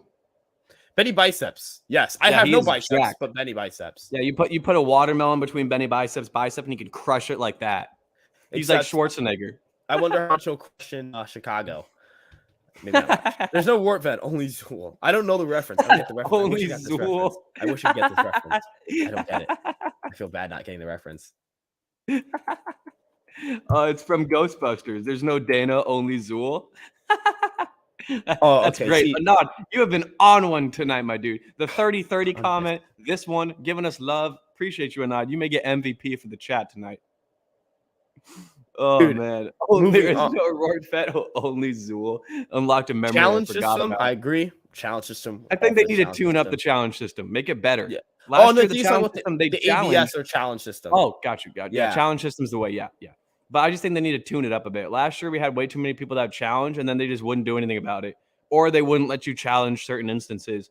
And it's like, well, that's obviously a challengeable situation, and we can't.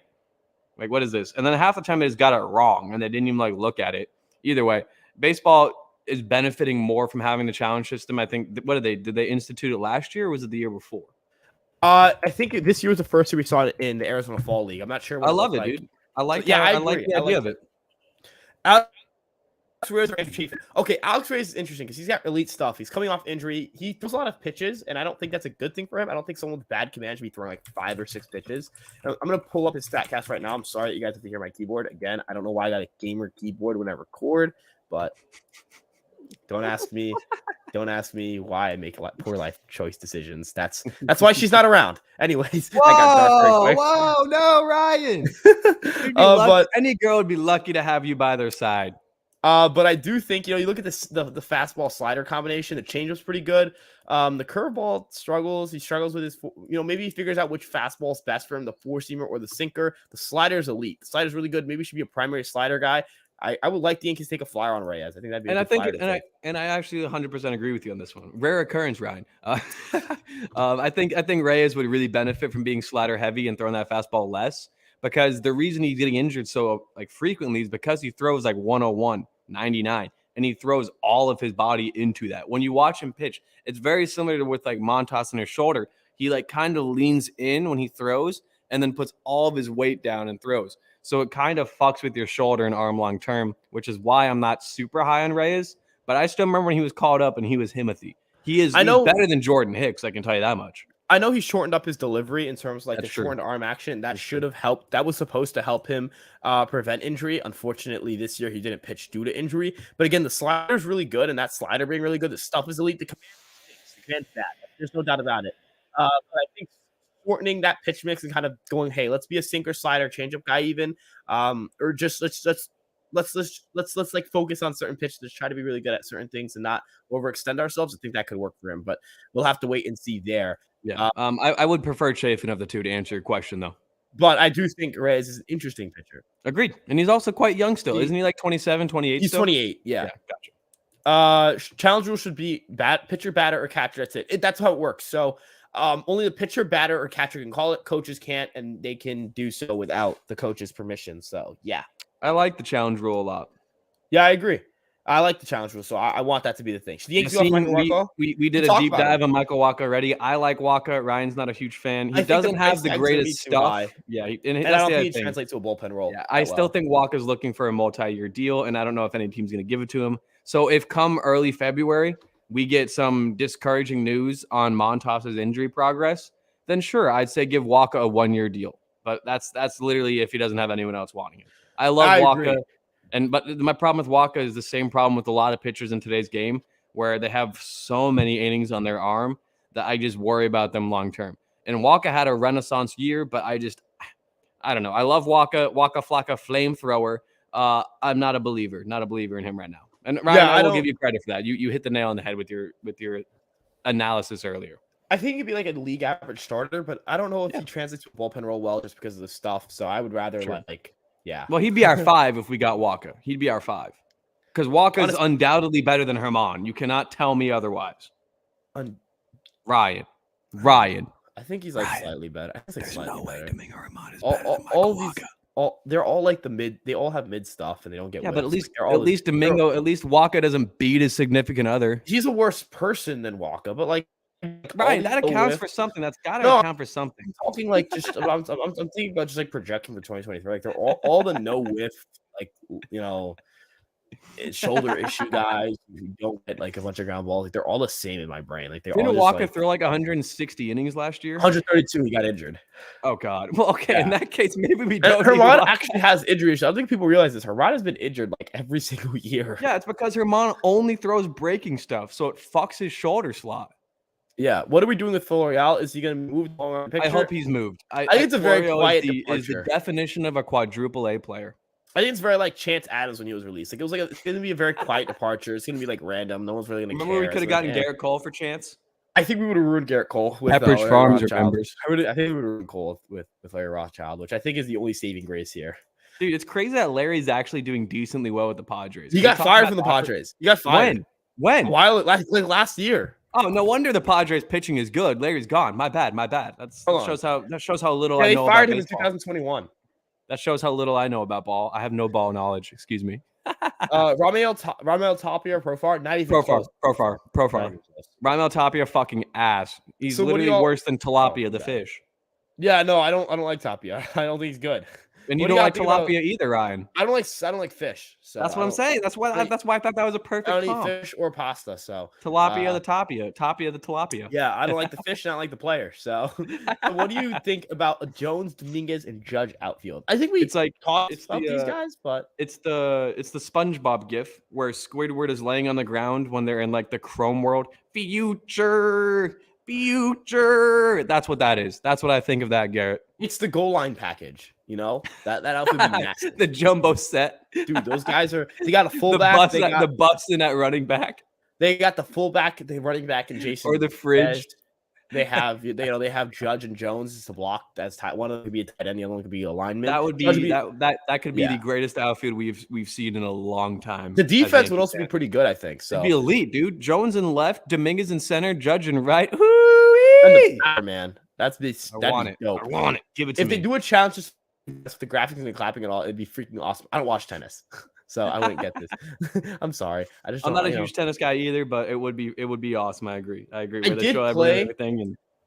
I did actually play. Like we went on a trip to when I was in 8th grade to the U.S. Open place in Queens. Like we play that. It's like it's in Flushing. It's by City Field. And we had a tournament, a grade tournament, and in the final round, I slid and I hit the ball, and they missed it, so we won. It was the game-winning point. I jacked up my knees, but I'm one of the greatest tennis players to ever do it. I'm an all-time great. Won the tournament. I'm that guy. I'm just undefeated. I'm just that guy. Doubles partner.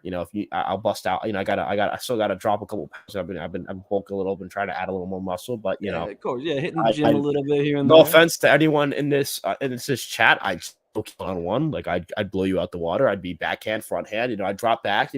Shuffle, shimmy, shake. You know what I'm saying? Like I hit a bunch of different moves. My bag is unbelievable. Like in the NBA, that like your scoring bag in tennis is unbelievable, man. Like, is that right, Ryan? Yeah, you're a big tennis guy, huge tennis guy. Ridiculous. Like it's ridiculous. You're one of those just like with like a lightsaber with the tennis racket. Oh yeah, 100%. Who do you think goes at the Trevor Bauer? Hopefully, no one that's a competitor. Hopefully, I think it's only the Pirates or the Reds. I think that's really it. Yeah, I could see the Reds. I could also see the Tigers doing it just to spite the no Guardians. Way. The guy that they got him, the guy that their GM right now used to be from the Giants, and the Giants do not want him in the status. I don't think he wants to bring that guy in. So I think Cohen will probably sign Bauer to a 1 year deal. No, they don't want him either. John Heyman reported they're out. Okay, Ryan, you know what? Whatever. Fine. Fuck it. Bauer's not playing. I don't think he's playing. I actually don't. Fukuoka SoftBank Hawks. Yeah, I legitimately think it's going to be like the Reds or no one. It'll be like a team that has no. Yeah. If you're a competitor and you're trying to win a World Series or make it to the playoffs at least, you are not interested in Trevor Bauer. I agree. If you're a team that's rebuilding and looking for young guys to make their mark and have a chance, you are not interested in Trevor Bauer. So that falls and narrows it down, like you said, like 3 teams. Maybe the Rockies. I don't know. The problem is it needs to be a team that has a small media market because no one wants to deal with the nightmare of the PR. So the Rockies, but the Rockies, I think, legitimately make enough money and like have enough. The PR. Rockies FO also though is fucking like I'm not gonna say they're one of the worst in baseball, one of the dumbest in baseball. So I wouldn't be shocked if they get Trevor Bauer. And they try to market him as their ace. And this guy, we got Bauer. Come to our games. Season tickets, $72. I don't know. I don't think he goes anywhere. But we'll see. Manny Machado Godley. Yeah, he's good. That's why we haven't. That's why we didn't sign Correa or anyone because we're bringing over Manny next season. Manny is the Yankees offseason get 2024. I'd put my house for collateral in betting. Absolutely no one touches Bauer. The 10-meter cattle prod. I kind of agree. I don't even bet my house. In fact, I wouldn't mind if they did touch him with the cattle prod. Shock a little sense into the fucker. That would hurt. It would hurt. I agree. No, I agree. You know what else hurt? When he abused that poor woman, Ryan. That's what fucking hurt. Fuck you, Trevor Bauer. I hope you listen to our stream, you dick. Y'all think we're gonna have to go Gleyber? We're gonna let go of Gleyber when he goes. Gleyber, Ryan. Volpe gets called up. I was reading it word for word. My pronunciation. I know that's why I'm like Gleyber Torres. When Volpe gets called up, I think Gleyber's still. I don't know. Actually, that's a weird question. That's not a weird question. That's an interesting question. That's a weird situation. Not a weird question. I'm sorry, Greg. It's because I think the way he's seeing it is that we're still gonna have Volpe, or no, we're still gonna have Peraza probably playing shortstop, and a lot of scouts and like executives and GMP and GM like not GM FO personnel, have said that Volpe may not be a shortstop long term, and that he'd probably do better at second base. So I can see them moving Gleyber, but at the same time. This is a big year for Gleyber Torres. If Gleyber is in pinstripes and he's dominating, the Yankees will give him an extension, as they should. If Gleyber in August has a 3.5 FWAR with a 125 WRC plus and 21 home runs in August, he is gonna get extended, and I want that. I want Gleyber to get extended. I love Gleyber. Yeah, I mean the way I see it is Gleyber is still here. I don't know how long. Like I don't know how much the prospect situation forces. Who do you think is the ace of the staff, Cole or Rodon? I think it's Garrett Cole, just because he's going to give me 200 innings. He's going to give me 200 innings, and that's really what I'm looking for from an ace. So yeah, that's it. it's a nod. The fact that you've been on one tonight, my dude. The funniest thing about the whole like Montas thing is like. Frankie Montas was the ace of the Oakland Athletics. Like, we brought him over to be our number 2 behind Cole in the postseason. He was like an ace caliber pitcher, and we're like started opening day. we're laughing at the idea of like him as our 5 starter. Yeah, I think he started opening day for them 2 years in a row. Yeah, yes, like dude. I mean, this year, granted, it's gonna be Blackburn. Which, by the way, I wouldn't mind looking at Blackburn. However, at this point, I'm fucking done trying to trade with A's pitchers. No, not even just the A's thing, dude. I don't want. What do you? How can you not like Blackburn? I like guys with high whiffs. I need guys. I know, but Ryan, you like guys with high whiffs, and that results in people like fucking Albert Abreu becoming one of your fan favorites. So I don't know what that says about you. What did Albert Abreu is not good? So then why did he have good numbers? Why did he have good numbers? If Albert Abreu was mid, why did he have good numbers? He had good numbers. He pitched well. He had good numbers. Oh my god! If you don't pitch well if you suck. Like that's how you also works. You also don't get DFA'd twice in the same season if you don't suck. You do. Ryan. Organizations are the Texas Rangers and the Kansas City Royals. Yes. Oh, what about us when we got rid of him? We didn't DFA. Why didn't we DFA him? Why did we DFA Lucas Licky and Albert Abreu? Because Lucas Licky was 35. Oh no! You know why? Because Albert Abreu is like not bad. That's why. Oh my god! I'm not letting you push your Abreu. I can't wait for me to be right about this. I'm gonna be so right about this. You're saying I love Glaber. He's probably had his best season. Okay, I love Glaber. He'll probably have his best season besides the ball season he has, as long as he gets some more hustle in his game. I think he just needs to like not have the August happen again. Yeah, you don't. He doesn't have August, and he's an 820 OPS second baseman. Yeah, if Glaber's gonna have an average of I don't get traded. I don't know, Hades. I don't know. I think the reason people are looking to trade him is because if they can get at the time, it was a lot of talk about a starting pitcher, another 1, 2, 3. But now at this point, I mean, the only guy I'd probably deal him for is like Arias if he wanted to be involved in that package. And even then, that doesn't really make sense for them because they get less use control of an old player. So trade Higgy. So well, sorry, my bad. No, you're good. You're good. Trade Higgy for bullpen upside arms. I kind of like having Higgy as my backup catcher instead of Rortvedt penciled in because Rortvedt hasn't. I don't. Again, biceps. We have to know that like Ben Rortvedt is a real person before I'm ready to make him my backup catcher. I Higgy last year. Again, we got Higgy back for what was it, 1.7 million in arbitration. Yeah, he made for a guy that posted 1.7 WAR. Yeah, 1.7 WAR. Second half, he OPS'd 801. Also was actually posting a 127 WRC plus in the second half of the season as well. So I'm fine keeping Higgy as a backup, but I do think the Yankees, one of their underrated strengths in the farm is their catcher position. Benny Biceps may not exist, but we have Wells. I like Josh Brewer a lot as well, and we also have Gomez behind the plate. Josh Brewer has so much fucking pop. Tank, dude. Like, dude, he's got like a 75 grade raw power. Yeah, I'm excited. Okay, I don't know why that got me so amped up, dude. But dude, I was thinking about this after the first slide. We were talking about Anthony Santander, and I can't stop thinking about it.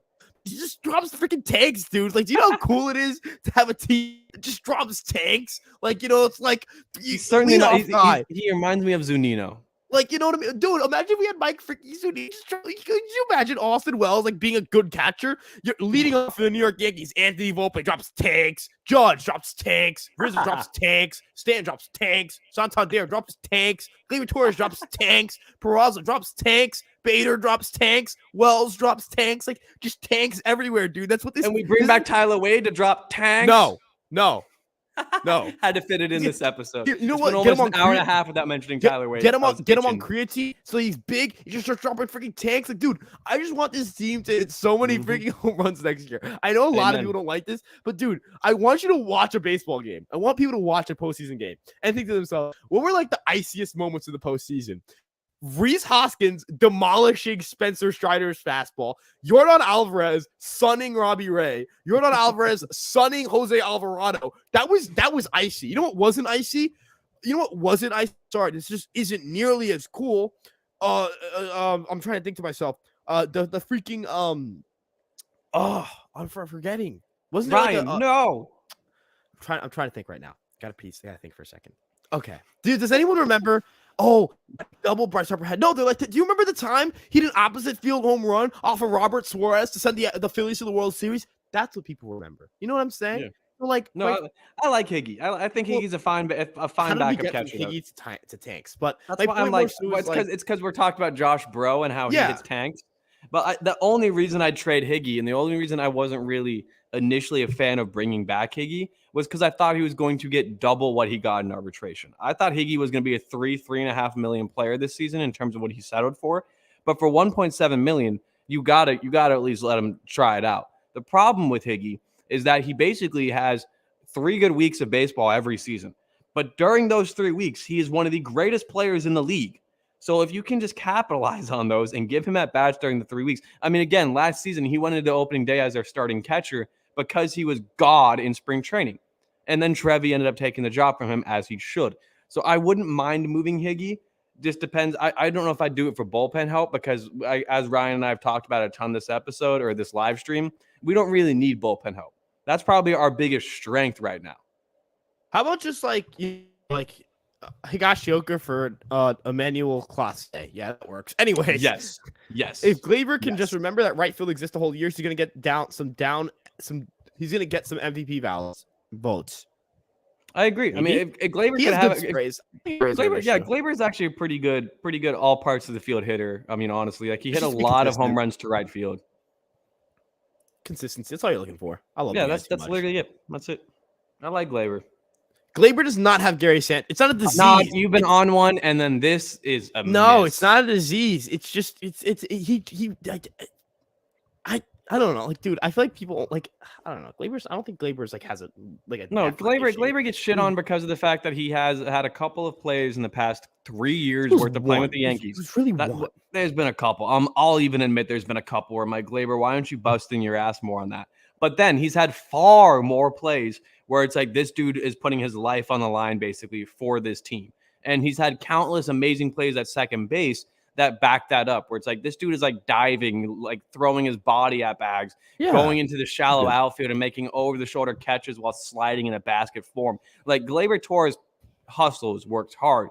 And Gary also wasn't lazy. Gary was busting his ass every offseason as well, trying to improve defensively. We talked about this in the first live stream. I hate the whole these guys are lazy because it always only applies to the Hispanic players, and that doesn't sit right with me. Yeah, I don't think he's lazy. I don't think he's that lazy. Yeah, no. Yankees Avenue. They didn't. I don't think. Okay, I watched the episode. They didn't say that. They said they were talking about it. They didn't they weren't reporting anything. I've seen more rumors that he's linked to Boston than I have coming back he's here. Not going to the Yankees. The Yankees are not we have Boston's catcher situation right now is the guy that masturbates outside of Dollar General, and who else? Maybe they bring in Gary. Oh my! Connor Juan fucking sucks. Dude, that went from 0 to 100 really quick. Well, that's what Reese McGuire did. I totally forgot about that. Reese McGuire, dude, he was beaten off outside a Dollar Tree. Do you remember when he are those deals that good that you couldn't contain yourself? Do you remember he went up to hit against the Braves and the organist played "Just Beat It" when he went up to the. Do you remember that? I had no idea they did. They did that. Yes, you could Google it. It's a thing. Amazing. But I think Gary Sanchez ends up honestly. You want to hear my take on this? Gary Sanchez and the Chicago Cubs would be a great fit. All right, relax. No, but they that'd continue their mid-ass offseason of spending a lot of money for no results. They need catching, man. Come on. They yes, they do. They have Jan Gomes and Jan Gomes changed his number. It's a new era. New era, my butt. They need catching, dude. My butt. Higgy, yes. Respect Higgy. We are respecting Higgy. I love this. We are respecting and Josh Bro got some respect here. I love this. Swisher's talking about how much of a monster Josh Bro is. Yeah, as he should be. Swishy Fishy knows his shit, dude. Thanks, I'd bring back Swisher to play left field. Dude, Nick. Okay, I love Nick Swisher because no one talks enough about how good Nick Swisher was to the Yankees. He was so good, dude. Okay. We're gonna. I'm pulling up Fangraphs right now. That's why I'm stuttering on my words. I'm not actually stuttering. I'm just buying myself time. Okay, buying myself time by talking about random. 128 WRC plus. 128 WRC plus, my folks at home. Okay, 98 home runs in 4 years. He dropped tanks. Okay, he dropped tanks. Okay, so let's put some okay. That's all. But Gleyber will have weeks where he swings for nothing but the left foot. Well, you're trying to pull the ball in the air, so sure. Yeah, you need to pull the ball in the air. That's kind of how it works. What's your favorite John Sterling home run call? I want to specify. Are we talking about an A bomb from A-Rod, like a signature thing, or like a one specific home run call he had? Because I guess that would change my answer to the question. But I think an A bomb for A-Rod is iconic. I love it. My personal favorite, and I'm going to continue the Gary talk. The Gary is scary. The way he said it is so funny. Gary is scary. He just said it so well. And then Burn Baby Burn is iconic. I didn't get to grow up on that, but Burn Baby Burn is iconic. Coming out from the shade is a great one. No. No, it's just, we're talking about some all-time great calls, and you threw in Tyler. Like, no, absolutely not. All Absolutely right, not. now this one also could be a little bit hated because it wasn't amazing. I was a big fan of the Giancarlo. Non si Oh, può star parlo. I like it I because it's like that one. creative. It's I like it creative. because it's It's creative. creative, I like it right? 'cause it's creative. Exactly. And then John Sterling is a legend of the game, baby. and then the obvious. Here comes the judge. He says it's just done well. It's done well. Because he says It's Glaber Day. Yeah, he says he's judge and jury, and this is Judgment Day. Oh, Do you remember the one he had with Tanaka where he's like, the sun's out? Tanaka. That was so dude. That was calm. I love that. That was fire. That was calm. I love that. Sterling. Love Oh, that. that's a great question, John. That was fun as I love that too. I love that too. Guardy goes Yardy. Yes. Guardy yes. goes Yardy is a good one. Guardy yes. go Yardy is a good one. Okay, my Sanchez. Okay. This makes more sense now that I'm reading this. We're like okay. Yes, I know that you can get. No, happy. I wasn't trying to like shit on you for like yeah, being no, like, that's a bad person. Just last night I got and not last night, 2 nights ago, dude. You gotta remember your nights, man. We're not remembering our night collection. They just blend together. But no, you're totally fine or not. I agree. And Gary, there were definitely problems with Gary when he'd play, and you could actively watch him play, and it was probably one of the most infuriating players to watch for a while. So I can't disagree. The way I look at it is like I think both of them are like I kind of get it too, where it's like Gary Sanchez really underperformed his raw power. I like Gary Sanchez. Gary was on pace for like a 5 WAR per season career until he just could not stop past balls for his life and couldn't hit anything that wasn't chest high. Let's just talk about the offense for a second. Gary Sanchez had a 121.1 max exit velocity in 2018. Like, do you realize how historic that is? Gary Sanchez. Balls though, Ryan. Juice balls. What? Juice balls though. But even then, like I don't think that. Okay, let's look at 2020, right? Yeah. 117.5, or even last year 115.1. Like, dude, this is his meteoric stuff. We know that his barrel rates, dude. He had a 17.4% barrel rate in a season at 69 WRC plus. Like his strikeouts weren't even that bad until 2019. Really, it's like it's weird. His bat pip shot just died. It was weird. Gary Sanchez, I definitely agree in the sense of like I see this with Glaber too. I don't want Glaber to ever fall down this path where it's like he should hit so much better. Gary should have ended up being Gary should have been a guy that we were like, damn, how are we gonna keep him catching? Sure, whatever. But he should have never been like a non-113 WR. Like he should have been like cruising, sleepwalking to a 110 WRC plus. However, he didn't. Ryan, maybe we bring back Gary because if you look at his splits here. 90 WRC plus in 18, 116 and 19, 69 and 20, 121, 89 this last year. It's got to be in the hundreds next season. That's just the pattern. It's just not like, dude, do you remember 2021 where like it was like mid-June and he had like a 130 WRC plus? Like what in like he had 13 home runs before July, man. Like he had 4, like, okay. And we pull up like his numbers up until right before July, right? Sure. He had, 62 games played, 14 home runs. The average was low. Cool. Who cares? 238. But he had a 128 WRC plus. He was slugging 495. Like, what the hell happened? It's just like, I get it with Glaber. It's like, what the hell? Like, this guy, like Glaber especially, he could absolutely tattoo the baseball. He's got to be able, he can hit 25 home runs. OBP's got to get up a little bit. He needs to hit for a little bit of higher average. He needs to, the hit tool needs to improve. The plate discipline we saw in 2021, he was awful, but he walked a ton. If he can mix the two together and kind of be like a 8-9% walk rate guy and hit, 50, 60 and have the same ice 121, 25 WRC plus with great defense. Oh man, that's a special player, dude. We're talking special player, here, man. Dude. We're talking special, dude. We're talking freaking. Oh, we're not going crazy here, but talking freaking special, dude. But I understand it from that perspective for sure. Yeah, no, I definitely agree with you there. Yeah, no, I couldn't agree more. Derek Jeter for the yes booth. I don't know how he'd be as a color guy. I don't know if he want to do it. Down. I just don't know. I know he's actually. What happened? I feel like Glaber, like not Glaber. Whoops, Derek Jeter. Yeah, Jeter. Geez, Nick, we transitioned over to Jeter now.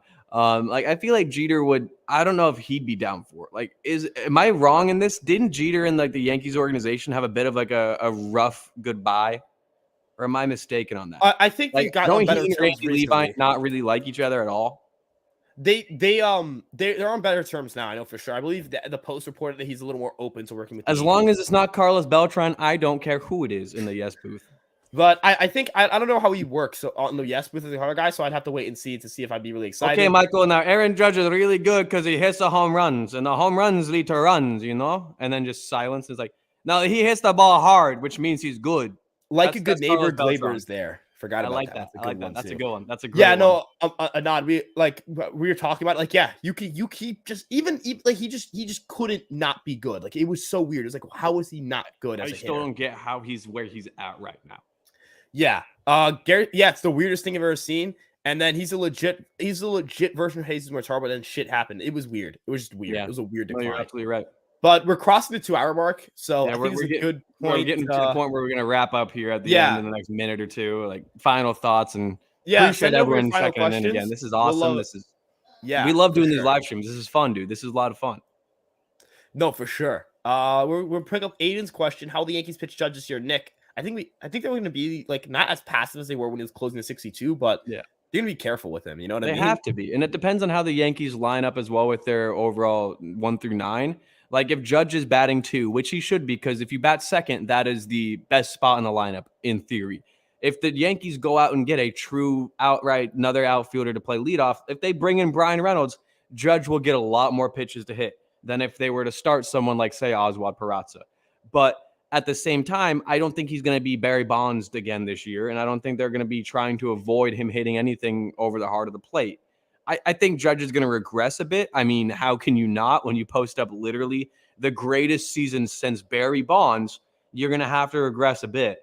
But I think they're going to challenge him. I don't see any reason not to for the first 120 games, especially before it really comes down to we got to play these games smart and wisely and figure out playoff implications. But I think they're going to attack Judge like they would any other hitter in the lineup. And the good thing for the Yankees is that the Yankees' top 6 hitters specifically should all be quite good this year. So it's like if you don't pitch to Judge, you're going to have to pitch to Rizzo. And if you don't pitch to Rizzo, you're going to have to pitch to Giancarlo. So it's like there's all sorts of things like that domino effect. It's very hard to predict early season and before the season starts how they'll pitch to a certain player without seeing hot streaks, cold streaks. Is he slumping? Is he doing really well? I think it'll just go by the year. Yeah, no, for sure. And I think the Yankees are going to have to, not that they're going to have to do anything about it, but like the Yankees are going to have a pretty good situation where Judge is going to be able to see a lot of pitches and get a lot of pitches out of the zone. He's going to be able to keep having a high walk rate and strong OBP. Ismael Cardona, since the Yankees and Gleyber heading to arbitration, this is beginning the end for Gleyber's Torres' value. Sell high now, go get Pablo from Miami. First part of the question, the way arbitration works, and people don't realize this, you file for a number, they file for a number. You don't know their number until it's public. They could settle it before they get into court. They could settle it out of court. Like, and they probably, I was about to say, we probably won't even hear anything about it, and they'll probably just reach agreement. But at the same time, this is what the Yankees did with Betances, and we all remember how that went. Randy Levine didn't even know the guy's fucking name. So I don't want that to be another situation. And it's $500K. So it's not like Gleyber is asking for $12 million and the Yankees filed at $8 million. It's like 10.2 to 9.7. They're going to settle out of court. I'm very confident. Agreed. But and then Luis Arias also didn't settle. So maybe the Twins are looking to move him. Who knows? That's baseball. And then the last part of that question, he's not going to be enough to get Pablo Lopez, and the Yankees aren't going to trade. If he's that valuable, they're going to go get a left fielder. They'd probably, if he's that valuable, they'll go get a left fielder with that. Are we thinking Spencer Jones rookie of the year in his full season? Absolutely, but I'd have to wait to see what he looks like by the time he gets there. His batted ball profile is more polished than Judge's was at his age. So they're very identical. Like this a lot. So well, I don't know. Jones strikes out far less than Judge did.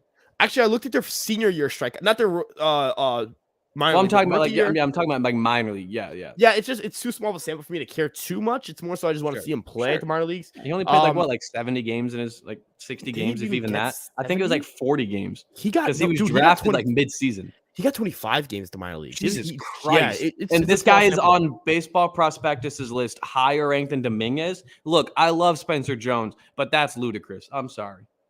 I get it, but I get what you're saying. Not Josh Stone. Fuck, I did it again, dude. I keep calling him Josh Stone. I swear to God, there's like interviews of people talking to him, and it's like I've definitely heard Jason Dominguez, but anyways, Jason Dominguez. I think Jason Dominguez. I feel confident in saying Jason Dominguez will be rookie of the year in his first full season. I don't feel as confident saying that about Spencer Jones. I guess we'll have to see with both of them. As for Volpe, I don't think he leads off next year when he comes up, but he can definitely become the leadoff hitter. Yeah. Depends on how well he plays. That's his makeup, dude. He's got the tools, but we'll have to see. Agreed. Yeah, that's what they say. Jones lefty Judge. And then and then he did hit 324. Yeah, but those games those were high A, correct? Not high A. No, he hasn't gotten to high yet. It was So rookie they were ball low A. and low A. So next year, imagine he starts in high A and then he gets a chance to try to get high A is Hudson Valley, correct? The Renegades. Yeah, I could see him again. I don't know if he's gonna bat 344 again, but if he bats 330 in Hudson Valley, 320 in Hudson Valley, he's gonna get that quick call up to Somerset within no time. And then if he does something similar, he'll be in AAA. It's just that's how minor leagues work, baby. It's all about just you got to start hot and continue hot, and then you'll get promoted. And then if they don't like it and they don't think you are playing up to it, they'll just send you back down. For sure. But ultimately, I think that's a good point to wrap it up with talking about Jones. Ultimately, we'll see what the Yankees do with their prospect. I think those guys are, again, we're not thinking about them for 2023, just like looking at the progression through the minor leagues so that we can kind of put a date onto when we think we can get to the major leagues. But thank you guys so much for tuning in. You guys know to check us out at Fireside Yankees on Twitter, Instagram, TikTok, Facebook, and I named all of them, I think. Right? Instagram, Twitter, TikTok, Facebook, Twitter. Instagram. And then, of course, Facebook. Facebook. I think I named them. I got to that at some point. And then of course you guys want to check us out at Empire Sports Media, not at Empire Sports Media, on EmpireSportsMedia.com for our articles. Empire Sports Media too. I'm not even sure it's the ad. I think it's at Empire Sports Med, MED. Okay, Ryan. So, I'm not even, dude. I gotta admit, I'm terrible at Twitter taglines. But you guys can check us out at EmpireSportsMedia.com for our articles. We're talking about the Yankees all the time. You know to subscribe to us on our Fireside Yankees page. Time. If it's that your subscribe button is red, let's change that. Leave a like. Let us know what you guys think. Leave a comment if you're watching the stream after it was aired or you're just rewatching. We love you guys so much. Thank you guys for your support. We'll see you guys in the next video, and peace out.